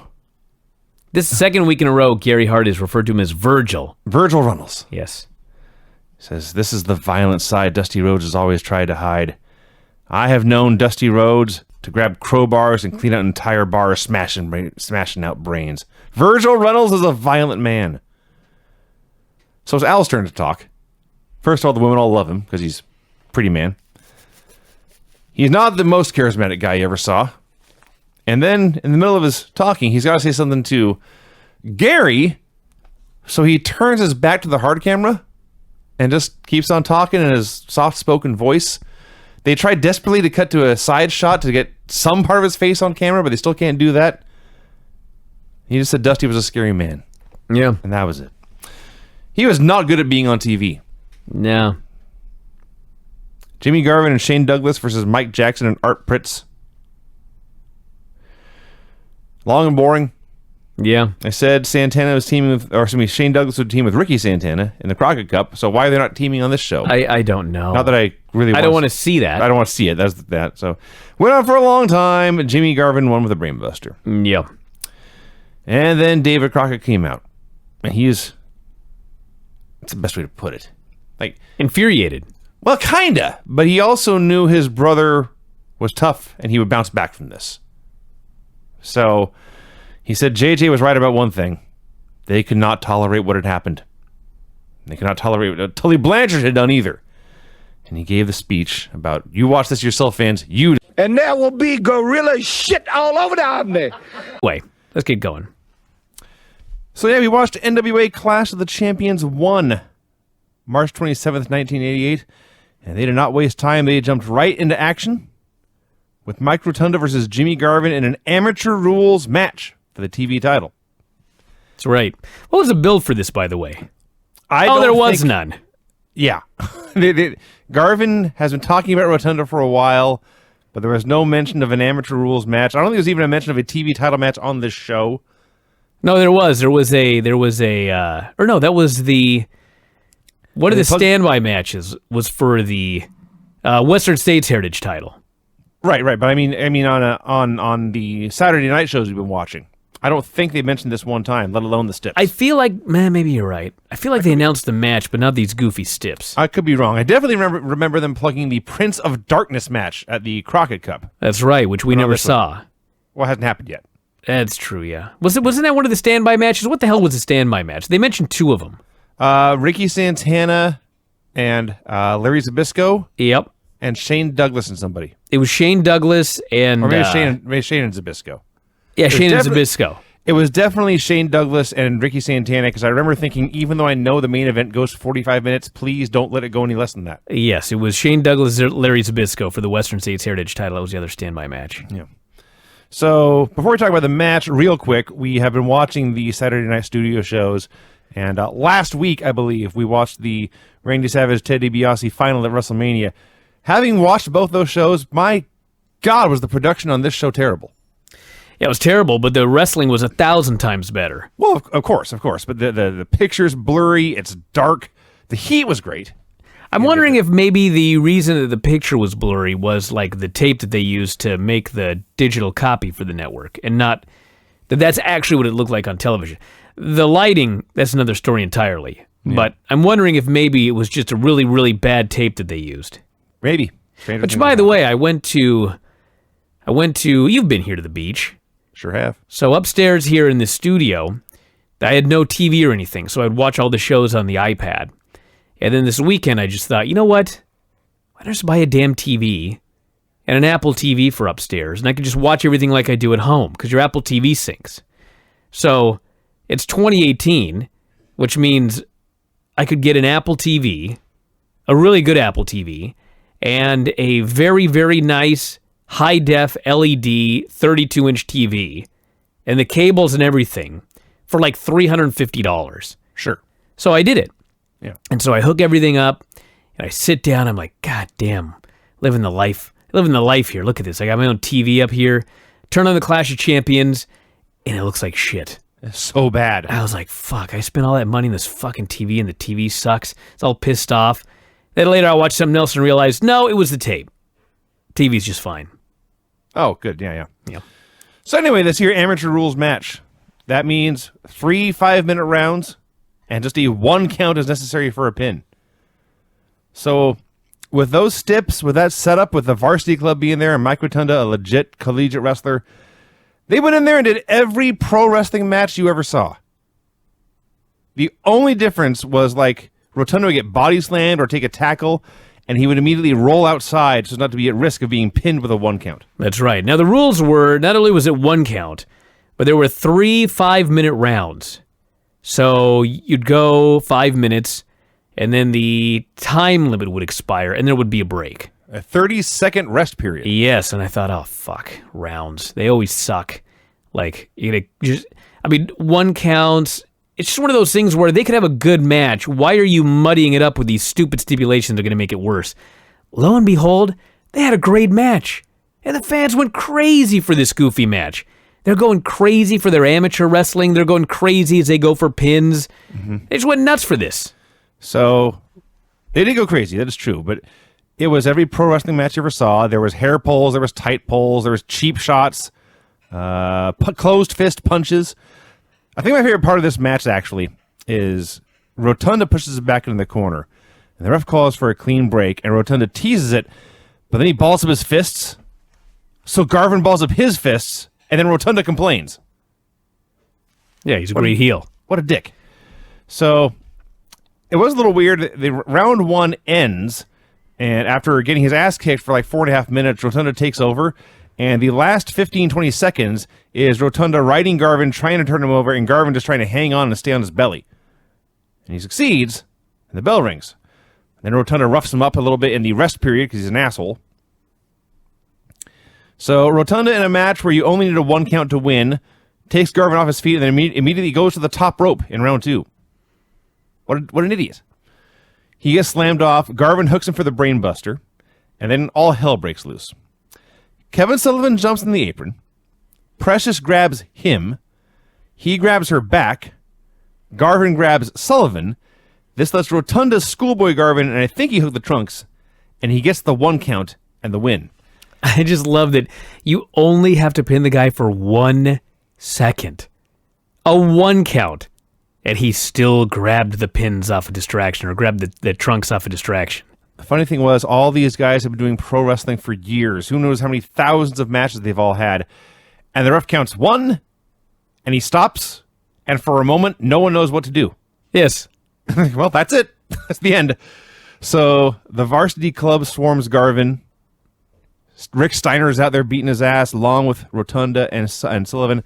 And who should make the save but Precious herself?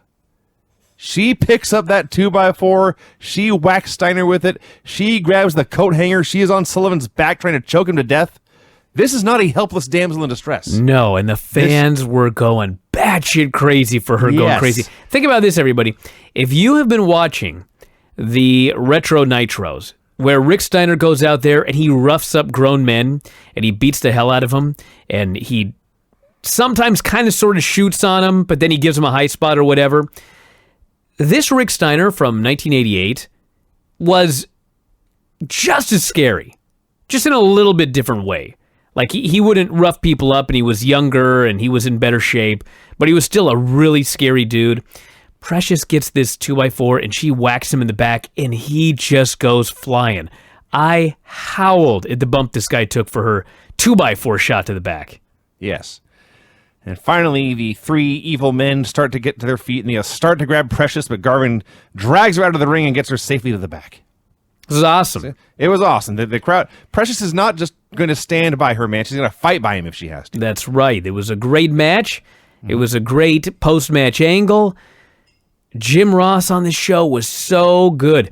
Remember when I said that Mauro Ranallo was like the greatest commentator you ever heard on the NXT show when he was calling the main event on Wednesday? I do. And I said, some people will probably not like him because he's like going so crazy for it. Mauro Ranallo would have said the same thing about Jim Ross. Jim Ross, especially during the main event of the show and during the tag title change, he was going completely bonkers. Yes. Like Mauro Ranallo has never been this excited about anything in his life as Jim Ross was going crazy for this stuff. But at the same time, he's still making solid points with rational analysis of the sporting event that's unfolding before Yeah, he our wasn't a eyes. gimmick. He was just really excited about what was going on. We'll skip ahead to the main event here. There's a spot in the main event where they're on the floor and Sting charges and Flair dodges and Sting hits the post. And Ross talks about how this is I don't know if he said rookie mistake, but an inexperience because there's a high risk with low reward. If it misses, and it did, he's wiped out. Even if he had hit the move, you're still outside the ring and you can't win out there. This is a move with high risk and very little reward, a poor decision by the youngster. I thought, God damn, he's right. So, yeah, Jim Ross was out of those unbelievably great on this show. Bob Caudle interviewed Steve Williams, who has not been seen in several months on this program, or any of their programming. He says he's been on a successful tour of Japan. First, they asked him about Dusty Rhodes' baseball attack on Tully Blanchard, which had been the day before, you will recall. Steve says Magnum and Dusty are his friends. Lee doesn't have anything else to say about that subject. He begins when he's talking about Dusty by saying, and I quote, "Dusty, go on with your bad self." He did say that. That's what he said. Yes. He says he hopes Sting beats Flair tonight, but he has a contract to face the winner regardless. And then at this point, he just started to ramble. And I mean ramble. This promo sucked, dude. Like, I don't want to hear anything positive about it, except for the line about go on with your bad self. Even the stuff that he said before he started rambling, he still was marble-mouthed. Yeah, and searching for his words and trying to find a point. The second half was even worse. He's just rambling on about Flair, but saying nothing. And then he halfway saved it. At the very end, he waves at the camera and says, "Bye-bye, take care." And he leaves. Hideous. Dr. Death, everyone. Now, the other notable thing here is there was zero mention of the UWF title, so presumably that is just mothballed by now. Never to be seen again. Fantastics versus Midnight Express for the U.S. tag titles. Just an insane, barely in control brawl from start to finish. Yeah, I was expecting a wrestling match. I was wrong. Mm-hmm. We got a wrestling match with Lex Luger. With the Midnight Express and Fantastics, we got a wild, out of control, I don't want to call it a smoke and mirrors match, but, I mean, if you were going to do a smoke and mirrors tag match, this is what you would do. Yes, they brawled everywhere. They were in the ring. They were out of the ring. They were using chairs. They were using rackets. They laid a table out on the floor. They didn't set it up. It wasn't like unfolded. They just laid the table on the floor and did stuff on the table, which apparently is even worse than just doing it on the cement that was underneath the table. But it worked because when they start body slamming Tommy Rogers and bulldogging Tommy Rogers onto this table, the women are horrified. They're beside themselves at what's going to happen to these pretty young men. So they're fighting and they're fighting and they're fighting. I like the spot where the cornet's outside and the table's one of those skinny tables that they use in Japan a lot. And he holds the table up against the ropes and they whip Tommy into it. That was a spot. So they're beating him and they're beating him and they're beating him. And there's false tags. And he's doing so good selling that he is blown up. Like, he sells like he can barely get to his feet. He can barely breathe. He's not just been beaten, but he's exhausted. Yeah. The Express has that spot where it's a simple spot. Whip a guy in, do a drop toe hold. The other dude drops the elbow. He can barely run the ropes. Oh, he's done. He is on his last legs, and they are manhandling him through the spot because they want to do a drop toe hold or an elbow, damn it. And then they're cheating like mad, and Fulton has the ref, and Cornette's in the ring, and Tommy's being triple-teamed, and Bobby Fulton can take no more. And he grabs that referee, he throws him out of the ring, and he just runs wild. Now, before that, here's the big spot. So Rogers fires up, and he finally makes this hot tag, and the place goes absolutely nuts. But the ref was distracted. And so the ref says, no, that was not a legal tag. The fans are furious because this was completely illegal tag. And more so, Jim Ross is furious. And we have mentioned this a million times, dating back to the 90s, because particularly in WWE, the commentary is so abysmal on the main roster. Especially that period where Michael Cole was a heel. You must have announcers with credibility. You must have announcers that you like, you find them to be personable. It doesn't have to be both of them. You can have a heel color commentator. But your main lead announcer needs to be somebody that you like and that you believe. And trust. And trust. And he does not feed you a load of bullshit. No. If it's just like Jim Ross when he always used that bowling shoe ugly line. If the match sucks, he's going to, in some professional way, let you know that he knows that this sucks. Therefore, because he has that credibility, when something like this happens and a babyface makes a hot tag and the referee doesn't see it and the announcer absolutely loses his mind with outrage, you, the viewer, lose your mind with outrage. That's the whole point of a lead announcer. Lead announcers today just spout a bunch of bullshit from the back and they make shit up and you don't believe a word they say. Then they try and sell you stuff and you just don't like it and you hate them and you think it's stupid. This was so good, this hot tag that the referee didn't see. It was so good. It was the key to the entire match. And then, yes, Fulton lost his mind and threw the referee over the top and the rest is history. So as he's running wild, there's still one of him and three of them. And Bobby Eaton grabs his arms and Cornette goes to hit him with a racket. And Fulton dodges, and I thought to myself, oh my God, Jim Cornette hit Bobby Eaton really hard in the face. And I went back and watched it, and what actually happened was Jim Cornette hit Bobby Eaton pretty hard in the shoulder, and then Eaton grabbed his nose. I was worked. It's the whole point. That's the point of It's supposed wrestling. to be a magic show. It's fake. Exactly. It's a magic show. So the Fantastics run wild. They hit the rocket launcher. A second ref runs in, and he counts 3.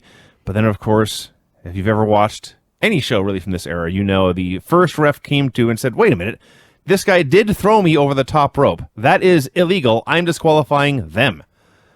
So the Midnight Express win, but they're not satisfied with this. They continue the attack, and they hold Fulton over the ropes and take turns whipping him with Jim Cornette's belt. And Cornette gets his own licks in, too.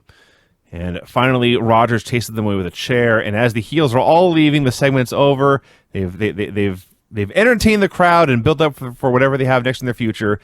And Jim Cornette has to hit the ref with his racket one more time just to be an asshole. Yep. Just awesome. And what is the point of all of this here? Once again, this finish was outstanding in a vacuum. In a company where over the last 2 years they've done one bullshit dusty finish after another. It's too many. Yeah. They've overdone the finish. Yes. And I'm presuming this will lead to a series of strap matches, or at least a gimmick where if the Fantastics win, they get to whip Cornette, something along those lines. But nothing here happens for no reason. So they are in the background. They are wrapping barbed wire around pro wrestling ropes. Yes. As men are about to be slaughtered for our amusement. And in the front of all this carnage, there's nice, friendly Southern gentleman Bob Caudle, who first draws attention to it. There you go, folks. They're tying barbed wire around those ropes. And then he throws it to a segment where Eddie Haskell gets to meet Jim Cornette. Now, there's probably a lot of youngsters out there who legitimately don't know who Eddie Haskell is. Which is astounding, but it's true. There was once a show called Leave It to Beaver in like the 50s and 60s. 50s. And it wasn't really the 50s? Yeah, well. Yes. And then they tried to bring it back in the 80s with the same characters all grown up, and you can imagine how well that lasted. But Eddie Haskell was the older brother's friend who was sleazy and untrustworthy and phony and insincere. And he'd always butter up to the family. He was made for this business. He really was, honestly. So he was Jim Cornette. Yeah. He introduces himself. I didn't bother writing down the actor's name. It doesn't matter. He never did anything else. He's Eddie Haskell. He introduces himself as an actor and says, I'm Eddie Haskell from the new Leave It to Beaver. And then he's just Eddie Haskell from that point forward. He's very excited to meet Jim Cornette, and you've never seen two bigger weasels just sucker up to each other. They can't stop telling each other how great they are, the great TV shows they make, the great men they manage. Of course, they both want Mama Cornette's money. They want to make sure that they are there to exploit her cash while she's there, and also there to be her favorite when she's no longer there. And they talk about the great times they're going to have playing tennis and taking the blender out to the jacuzzi for some beverages, and they're just the best chums. And they leave. Yeah, so Leave It to Beaver was like a super popular show. And just legendary characters, Ward Cleaver, Beaver, Eddie Haskell. And the problem was it was such a great show that everybody involved with the show were completely typecast by who they played. Sure. And so like a lot of them had a really hard time getting work afterwards. And I think they were shooting the new Leave It to Beaver at the time that they were using Eddie Haskell here. Of course. So, I mean, he was busy. And it was on TBS. Sure. So he was busy. But, like, the point was, why the fuck didn't he just go into wrestling? He was not doing... It wasn't like he was The Rock, you know what I mean? He was a guy struggling to have a career. And he was so good at this. He would have been such a great heel manager. This was followed by Bob Caudle interviewing Gary Hart and Al Perez. They were not as good as Eddie Haskell. Holy shit. Gary Hart is not like one of the greatest promos. Hopefully Court Bauer doesn't hear this because he's a huge fan, but and like the hierarchy of fantastic manager promos, like he's not up there at the very top. No, he's good. But he's a good promo. Mm-hmm. And I think part of it is they really gave him the guys who could not talk. And I guess we don't really hear a lot of Bobby Eaton, for example, but man, Al Perez got to cut a promo this week. He was horrible. I can't even think of. He looked good. That's the nicest thing that I can say. Why did they ever let him say one word? They should have pretended he was a mute. That was a great question. Like, we know the Midnight Express can talk, but they never do. Stan cut that one promo on his first show in. Oh, I think that was it. It was awesome. But Al Perez is out here and he's talking about Dusty's baseball bat, and Al is more wooden than the bat. And then he has some line about how you better bring another baseball bat. Only a baseball bat can beat me. Or a gale storm. fucking gale storm. It's ridiculous. Now, that being said, I think Al Perez he may be The Rock compared to Francis Crockett. Oh, my Lord. How? Where was Gary Hart to, do her promo? How could the whole family business is pro wrestling and had been for a long time. How is it possible that the only one with any kind of on-screen presence is David? Well, they were supposed to be behind the scenes. They sure were. Not like later where you also became the show. I guess so. So Francis Crockett is there to reveal the top 10 seeds for the Crockett Cup. She just absolutely blows through this as fast as she can. Oh my God. I had to rewind it 6 times to get these 10 teams. Well, I hope you felt dumb when they put a graphic up at the end after. You could just hit pause that once. Well, the thing was, I had to go back because every time she said a name, they would put the words up briefly, but then immediately take it back down because she was rattling through them so fast. Yes. So I was like, fuck, I just got to go back and get all these. So, for those of you who are writing this down, the top 10 seeds in the Crockett Cup tournament from 10 to 1. Number 10, Ivan Koloff and Dick Murdoch. Oh, you ruined the joke. I thought you were just going to read them as fast as you could. I would not try to imitate her speed nor her complete lack of humanity. I guess you can try. I can't talk fast. All right, hang on. All right, I'll do it. Then you can do the real ones, okay? All right. The top 10... Oh, sorry. Try it again.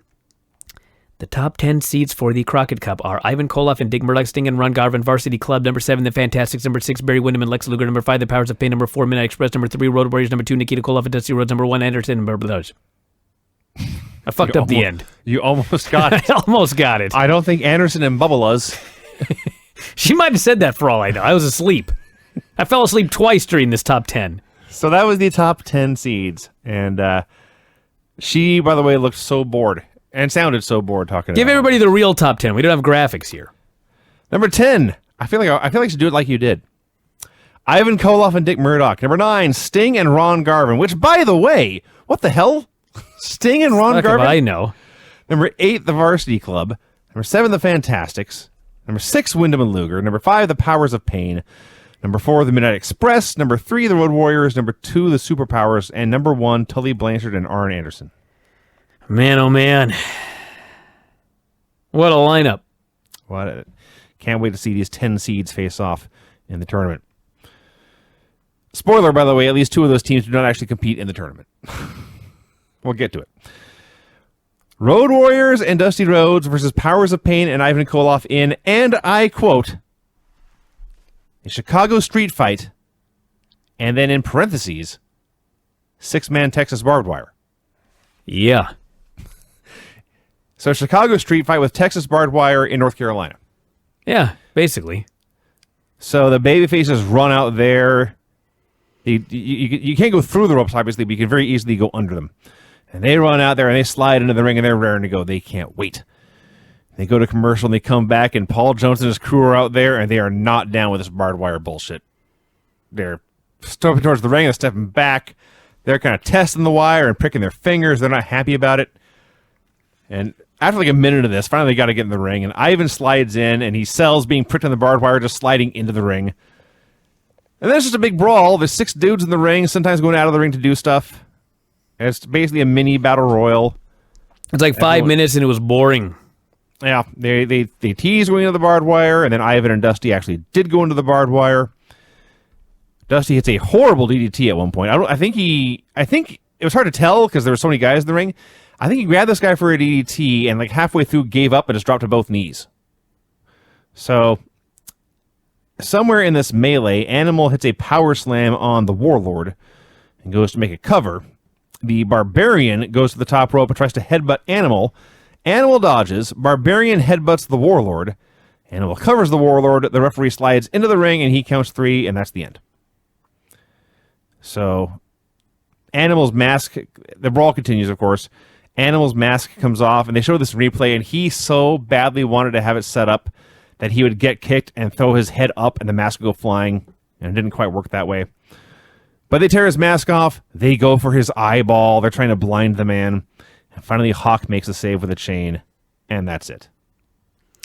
Could have done without that one. Nikita Koloff and his hair cut a promo. Yeah, they call it a new look. Nikita Koloff. He says, I am a new generation Russian. Just like Mikhail Gorbachev has brought glasnost and perestroika to the Soviet Union, I have brought it to wrestling. I have been talking about this, he says, and he holds up a sign so that we, the viewers at home, cannot see it. And he shows it to Coddle, and Coddle tries to turn it towards the camera. And there's a sign reading, get high on sports, not drugs. Yes, the old Say No to Drugs campaign. It was 1988, you recall. So Nikita talks about seeing somebody close to him fighting for their life. And his wife was, in fact, fighting cancer at the time. When Kevin Sullivan or Dick Murdoch, one of these assholes, tried to take his life away, he became a fighter. He said, I've held many titles in this sport, but I've never been the world champion. I want to face the world champion, whether it be Ric Flair, whether it be Sting, whether it be Dusty Rhodes, whether it be all these different people. Says, they ask him about the baseball bat attack, and he says, it was very wrong what I saw. It was very wrong for Tully Blanchard to attack Magnum TA. And he says he and Dusty would defend their Crockett Cup championship with pride. Yeah, you mentioned Kevin Sullivan after the Say No to Drugs campaign. So my story that Sullivan told, he drugged these two fine young college athletes. That's why they were all fucked up and part of the varsity club. Tully Blanchard and Arn Anderson versus Barry Windham and Lex Luger for the World Tag Team titles. What a fucking unbelievably great match. It was. It was so good. And at the same time, they started with the finish. In 2 minutes, the first 2 minutes of this match, we had Lex Luger doing a torture rack. They cut him off for the heat, and he got a hot tag. Yeah, I was watching this match, and it was just all action. They're going nuts. And I thought, did I miss the first 10 minutes of this? No, they're just going crazy, and all of a sudden you hear the timekeeper give the 5-minute call. Yeah. I was like, what? At first I thought it meant 5 minutes left, but no, it was 5 minutes in. They'd done all of this crazy stuff, but it got better. Seriously, within at the 5 minutes call, we had seen all those things I already said. Then they cut off Windham, and Arn got his DDT and Spinebuster in. The only move in this match, Barry hit a lariat at some point. The only finish in this match that took longer than 5 minutes to hit was Tully's slingshot suplex, which he eventually got in there. So there's the heat on Barry. He kicks out of the slingshot suplex, which nobody ever did. Oh my God! Before we even get to that, first off, Luger was really good in this match. Barry Windham was unbelievable in this match. Like, we watch all of this TV, and every now and then you see a longer Barry Windham match. Every now and then you see a match where he's in an arena or something like that, and how he's watching it, I think, he's good, but, like, I don't get it. I don't get why they wanted him to be the guy. He's like a really good, tall, good-looking babyface, but he's not great.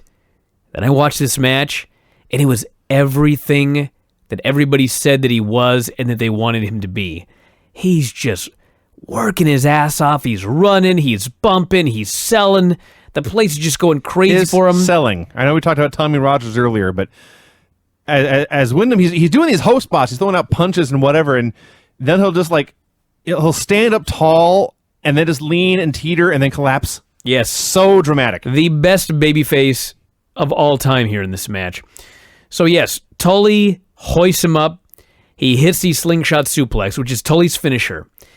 He hits the move. He does not go immediately to a cover. Instead, Tully gets on his knees and he thrusts both fists in the air and he celebrates that he's hit his move. He goes for the cover and Windham kicks out. The most incredible near fall. The place, it was a totally modern near fall. The place goes absolutely crazy for it.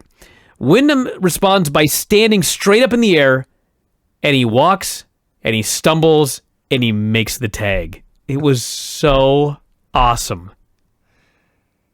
his Tully's celebration for this slingshot suplex, like he had already won, and then he makes the cover. And I've been watching, modern wrestling for however long you want to call modern wrestling modern, and I was certain that Lex was going to hit the ring and break up this pin. No, Barry just kicked out. He did, and Tully, you got to imagine Tully's a man of God. Okay, imagine that Tully is standing before the pearly gates, and he is going to be given the thumbs up or the thumbs down. And the big hand comes out from the gates with that big thumbs up. The celebration that Tully threw here was a celebration he would throw for that thumbs up. You've never seen a man so excited. And then it was thwarted. And then he was failed. So Barry falls over but tags Lex as he's falling. Lex runs wild. He's just a unbelievable Greek god in there. He is Superman throwing these civilians around, just destroying them. It breaks down into a four-way. JJ hops in the apron. He holds a chair in the corner. He wants Arn to throw Lex into the chair. But oh, cruel irony, Lex reverses it. Arn goes into the chair. The chair goes down. JJ's beside himself. Can't believe he fucked this up. Lex covers Arn. The ref counts 3. The building explodes.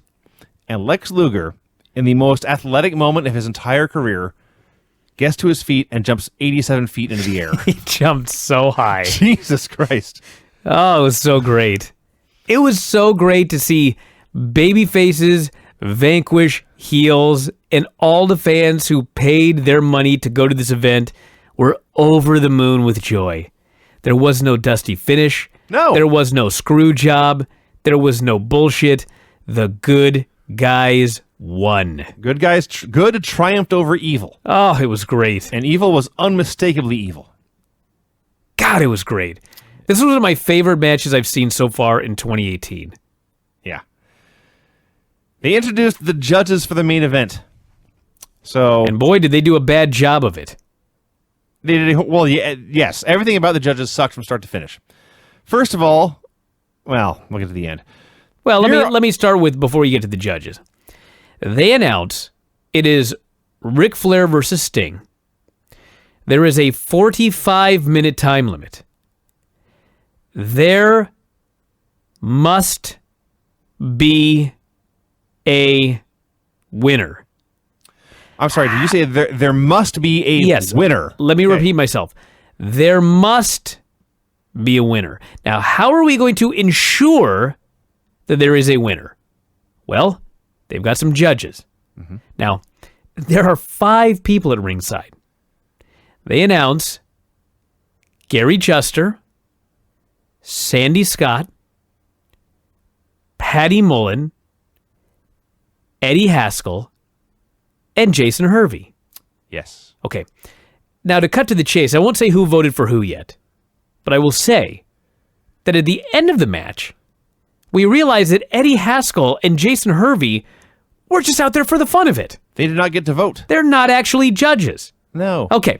So now, you have Gary Juster, NWA Board of Directors. NWA Board of Directors. Mm-hmm. You have Sandy Scott. Longtime wrestling star. Yes. And you have Patty Mullen. Pet of the year. Okay. It's not, Vinny, just that she's the pet of the year. No, it is not. Because we discussed her prior appearance on the show. The night before on television, she's out there for the evening of her lifetime with the Nature Boy Ric Flair. Yes. On television. Who the fuck assigned her a judge for a match involving the Nature Boy Ric Flair? I question her ability to stay unbiased. Okay. I suspect she may have a preference in this match. So those are the judges, everybody. Yes. There must be a winner. There must be a winner. So it's Sting versus Ric Flair for the NWA World Heavyweight title. Also, I don't recall them ever mentioning this on TV, but J.J. Dillon is hanging in a cage above the ring. Yes, they put him in the old shark cage, and he's actually they were smart. He was hung above the arena, away from the ring. Right. So he couldn't just drop a gimmick into the ring like every other stupid shark cage match there's ever been. Yes, yes. So everything up to this point in the show had been rushed. Garvin and Rotunda was a fast match. The Fantastics and Midnight Express was a very fast brawl. The World Tag Team title match, as I said, felt like the last 10 minutes of a 40-minute match. The barbed wire match was quick and short. Even Frances Crockett got those names in there as quick as she could. So when these guys got out there and they didn't want to make a mistake that could cost them the match, they were very patient. They were very deliberate. The intensity and the gravity of this entire show just changed. Everything was on the line here. It was very critical. Now, we're not going to review a 45-minute match move for move. That would take a while. No, but I will just give you quickly the overview of this, and then Vinny could talk about some big spots. So, they went 45 minutes, and Ric Flair was a cardio machine. Him and Ricky Steamboat used to go in there for hour-long matches. They would try to blow each other up. Flair would just spend hours on that treadmill, just working his ass off. He can go. Sting was in there for 45 minutes, and he was right there with Rick the entire time. In fact, at the end of the match, the way the two worked the match, Flair sold it like he was more exhausted than Sting at the end. Yes. Sting had incredible cardio in this match. This guy would fire up with 5 minutes left, and he'd be jumping, and he'd be pounding his chest, and he'd be running. He was in fantastic shape. He did such a great job in this match. That's number one. Number two, this Flair-Sting feud is legendary. Not sure you're aware of that or not. I seem to recall. Yes. One of the reasons that this is such a legendary feud was that it's the perfect dynamic. Flair he's actually only 10 years older than Sting. It seems like he's like 15 or 20, but he's only 10. He is the old, grizzled veteran. Sting is the young, wild mare, not yet broken in. No. Just a complete wild man. He could fire up like nobody's business. He'd run wild, but then he would do something stupid because he was young and dumb, and Flair would take over again. It's like a timeless story. And of course, they're always going to be 10 years apart. And so they could do this until Flair was like 50. Pretty much. And younger and older. So Flair is dignity. Flair is all, and he'll scream at you and he'll brag and he'll boast, but he's all about expensive suits and the high life and being better than other people. Whereas Sting is just unrestrained joy. I mean, he is a ball of fire, and he just brings people along with him. So there's that contrast as well. They paced this match great. The number one reason, if you've never seen this match, and that you should go back and watch it, is how to pace a 45-minute match without blowing up either man or the crowd. Well, hold on, Vinny. Okay. I got to disagree a little bit. All right. When I watched this match, for the first, I'd say 5, 6, 7 minutes, I don't even think it was the first 10. I was watching this match, and I've seen a lot of long matches. I've been in 2 matches that went an hour. And I watched this match, and I thought, they're pacing themselves to go 45 minutes. Starting easy, starting slow. But you know what? By like the 10, 15-minute mark, by the 20-minute mark, by the 25-minute mark, they were working their asses off. Like, everybody talks about the Kenny Omega-Okada match that went an hour. And I think their third match, if I recall, went even longer. But anyway, they've done 2 matches that have gone over an hour. And the thing about their match everyone talked about was, man, they worked like they were doing a 20-minute match. But they did it for 60 minutes. That's exactly what this match was. They worked their asses off for 45 minutes. It was crazy. They certainly did at points, but there was also points where they said, Sting, grab a headlock, and we're going to lay here in this mat for 5 minutes. I don't know about 5 minutes, but they did 5. No, dude, they did a 5-minute headlock spot. Now, they weren't just lying there. It wasn't Dusty Rhodes. They would roll over for a 2-count and roll back over. And Flair would fight to his feet, but then it's get right back into a headlock. So they were doing stuff, but it was just a headlock for 5 minutes. There was a bear hug that lasted for 5 minutes. It started on the feet.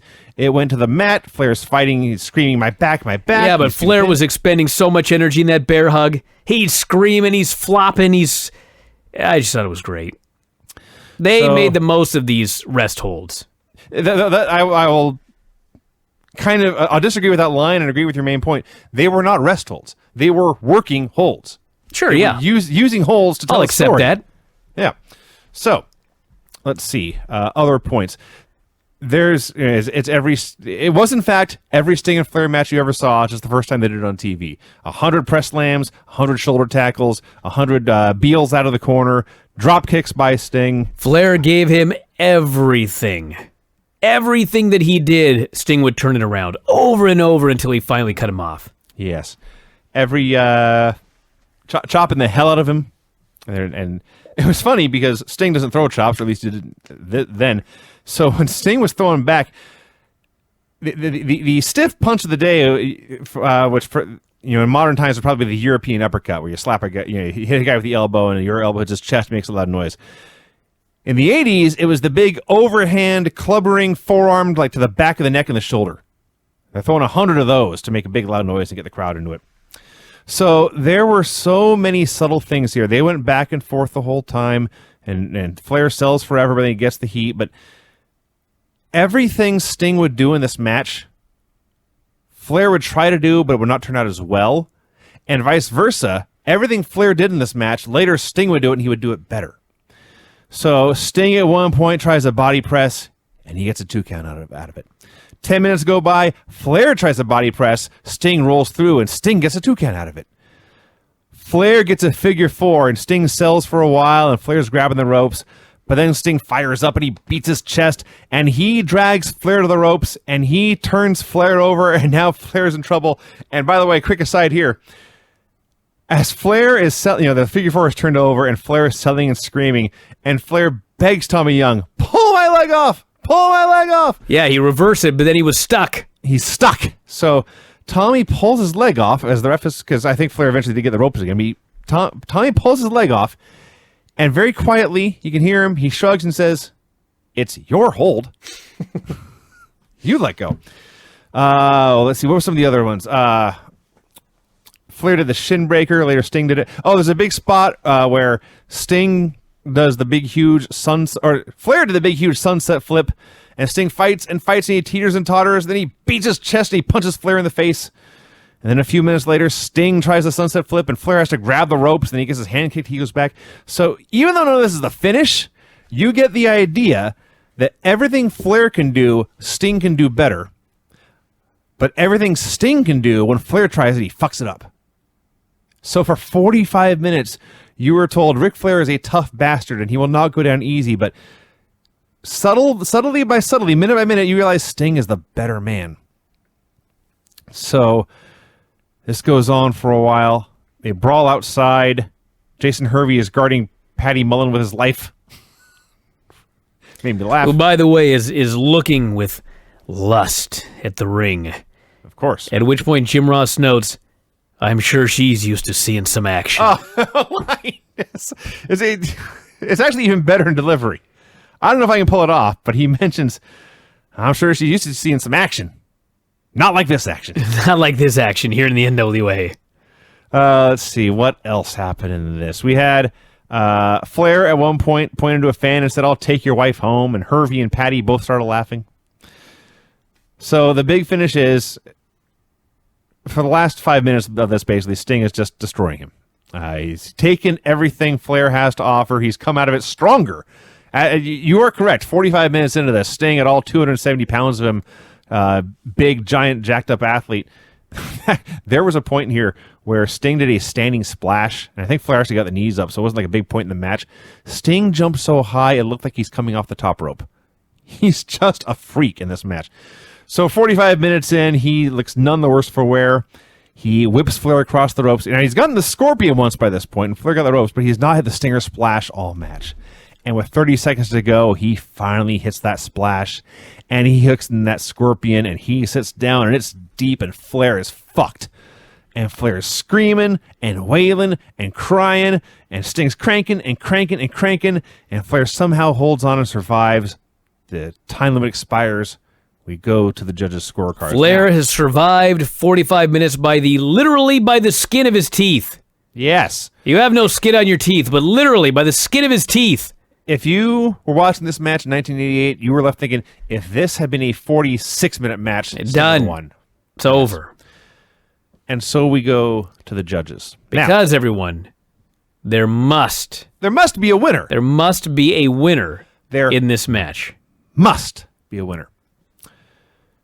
First of all, as noted, Eddie Haskell and Jason Hurry don't even get to vote. Now, before we even go to the judges, Vinny, let's keep in mind, if this was real and you watched this match from beginning to end, how could you not score it for Sting? That's a great question. He dominated the entire match. Like, from start to finish, he dominated this match. He had the man in his unbreakable hold until the time limit expired. And by the way, not only did the time limit expire, but when it ended, Sting stood up and Ric Flair was dead in the middle of the ring for minutes on end through a commercial break. Yes. So, going in, how could you not score it? Perhaps For Sting. there's a Greensboro Pro Wrestling scoring system that rewards a high number of points per chop thrown. That's the best I can do. No, there's no way to determine. Sting took everything Flair had to offer and had an answer for everything, and Flair had no answer for almost anything Sting did. So we go to the judges, and this is how the votes are announced. Patty Mullen votes for Ric Flair. God, I was as mad when I heard that as I was when I heard that USADA reduced John Jones' suspension. It was flat and out absolute bullshit. And the camera cuts to Patty, and she smiles at Rick and waves. Dude. I hope that There must be a follow-up. someone mentions what utter bullshit this is on the follow-up show. I think the story should come out that as a response to this, Flair pulled some strings in Hollywood and got her the starring role in Frankenhooker. Yes. That's how this all got paid off. That would be so awesome. Let's see. So Patty votes for Ric Flair. Gary Juster of the NWA Board of Directors votes for Sting. Of course he does. A wise man. Yes. And so we go to Sandy Scott, the final judge, with the deciding vote. Does he vote for Flair? Does he vote for Sting? He votes for a draw. Wait a second. A draw? A draw. You're telling me these judges can score a 10-10 round? Not a 10-10 45-minute round.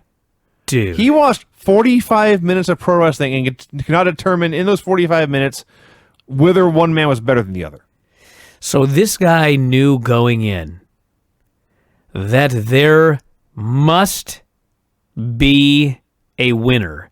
And he is one of 3 judges. And his brilliant idea is to watch this match, which Sting clearly won, and rule that in his mind it was a draw. Sting was furious afterwards, rightfully furious. The fans were furious. He had been fucked like he'd never been fucked before. This was bullshit. Yes. But that was the idea. Flair retains the NWA title. And you know what the moral of the story is? Everybody always says, this is a legendary match, and Ric Flair made Sting a star in one night. Absolutely correct. But what does that mean? I'm going to tell you what that means. Before this match started, when the guys are coming to the ring, Ric Flair just has this entrance. He's got his robe on. He's got his championship belt. He's got his hair all done up. He has that walk. He has that music. The crowd responds to him like an all-time legend. He gets in that fucking ring. He's the world champion. Out comes young Sting. How long have we been watching Sting on this NWA TV show? Like less than a year, right? Less than a year. He just showed up seemingly like a few months ago. And he was very popular, and he won all of his matches, and he was very, very charismatic. But before the match started, even knowing everything I knew and everything that I know from having watched Sting and Flair for decades now, when the match started and I saw both those men in the ring, what I thought as a fan, having watched this NWA show on a weekly basis from the debut of Sting until today, what I thought was, it's too early for Sting to become the world champion. It's not like it is today where everybody gets the belt whenever. No. That's a very, very prestigious championship. And especially after the Ronnie Garvin fiasco. Right. You watch the ring entrances. You watch those guys get in the ring, and your thought is, it's too early for Sting. 45 minutes later, it's just, when it's over, you're like, dude, this guy could win the world title next week. He could win the world title in 2 weeks, in a month, whenever. And he will be the man when he gets that title. That's what you thought when this match was over. That's what Flair did for this guy in 45 minutes. It's unbelievable. Yeah. So, Like, there's nothing like that today. There's nothing like that where you take a guy that the fans kind of see as like a mid-card guy, and when it's over, you're like, he is a top guy.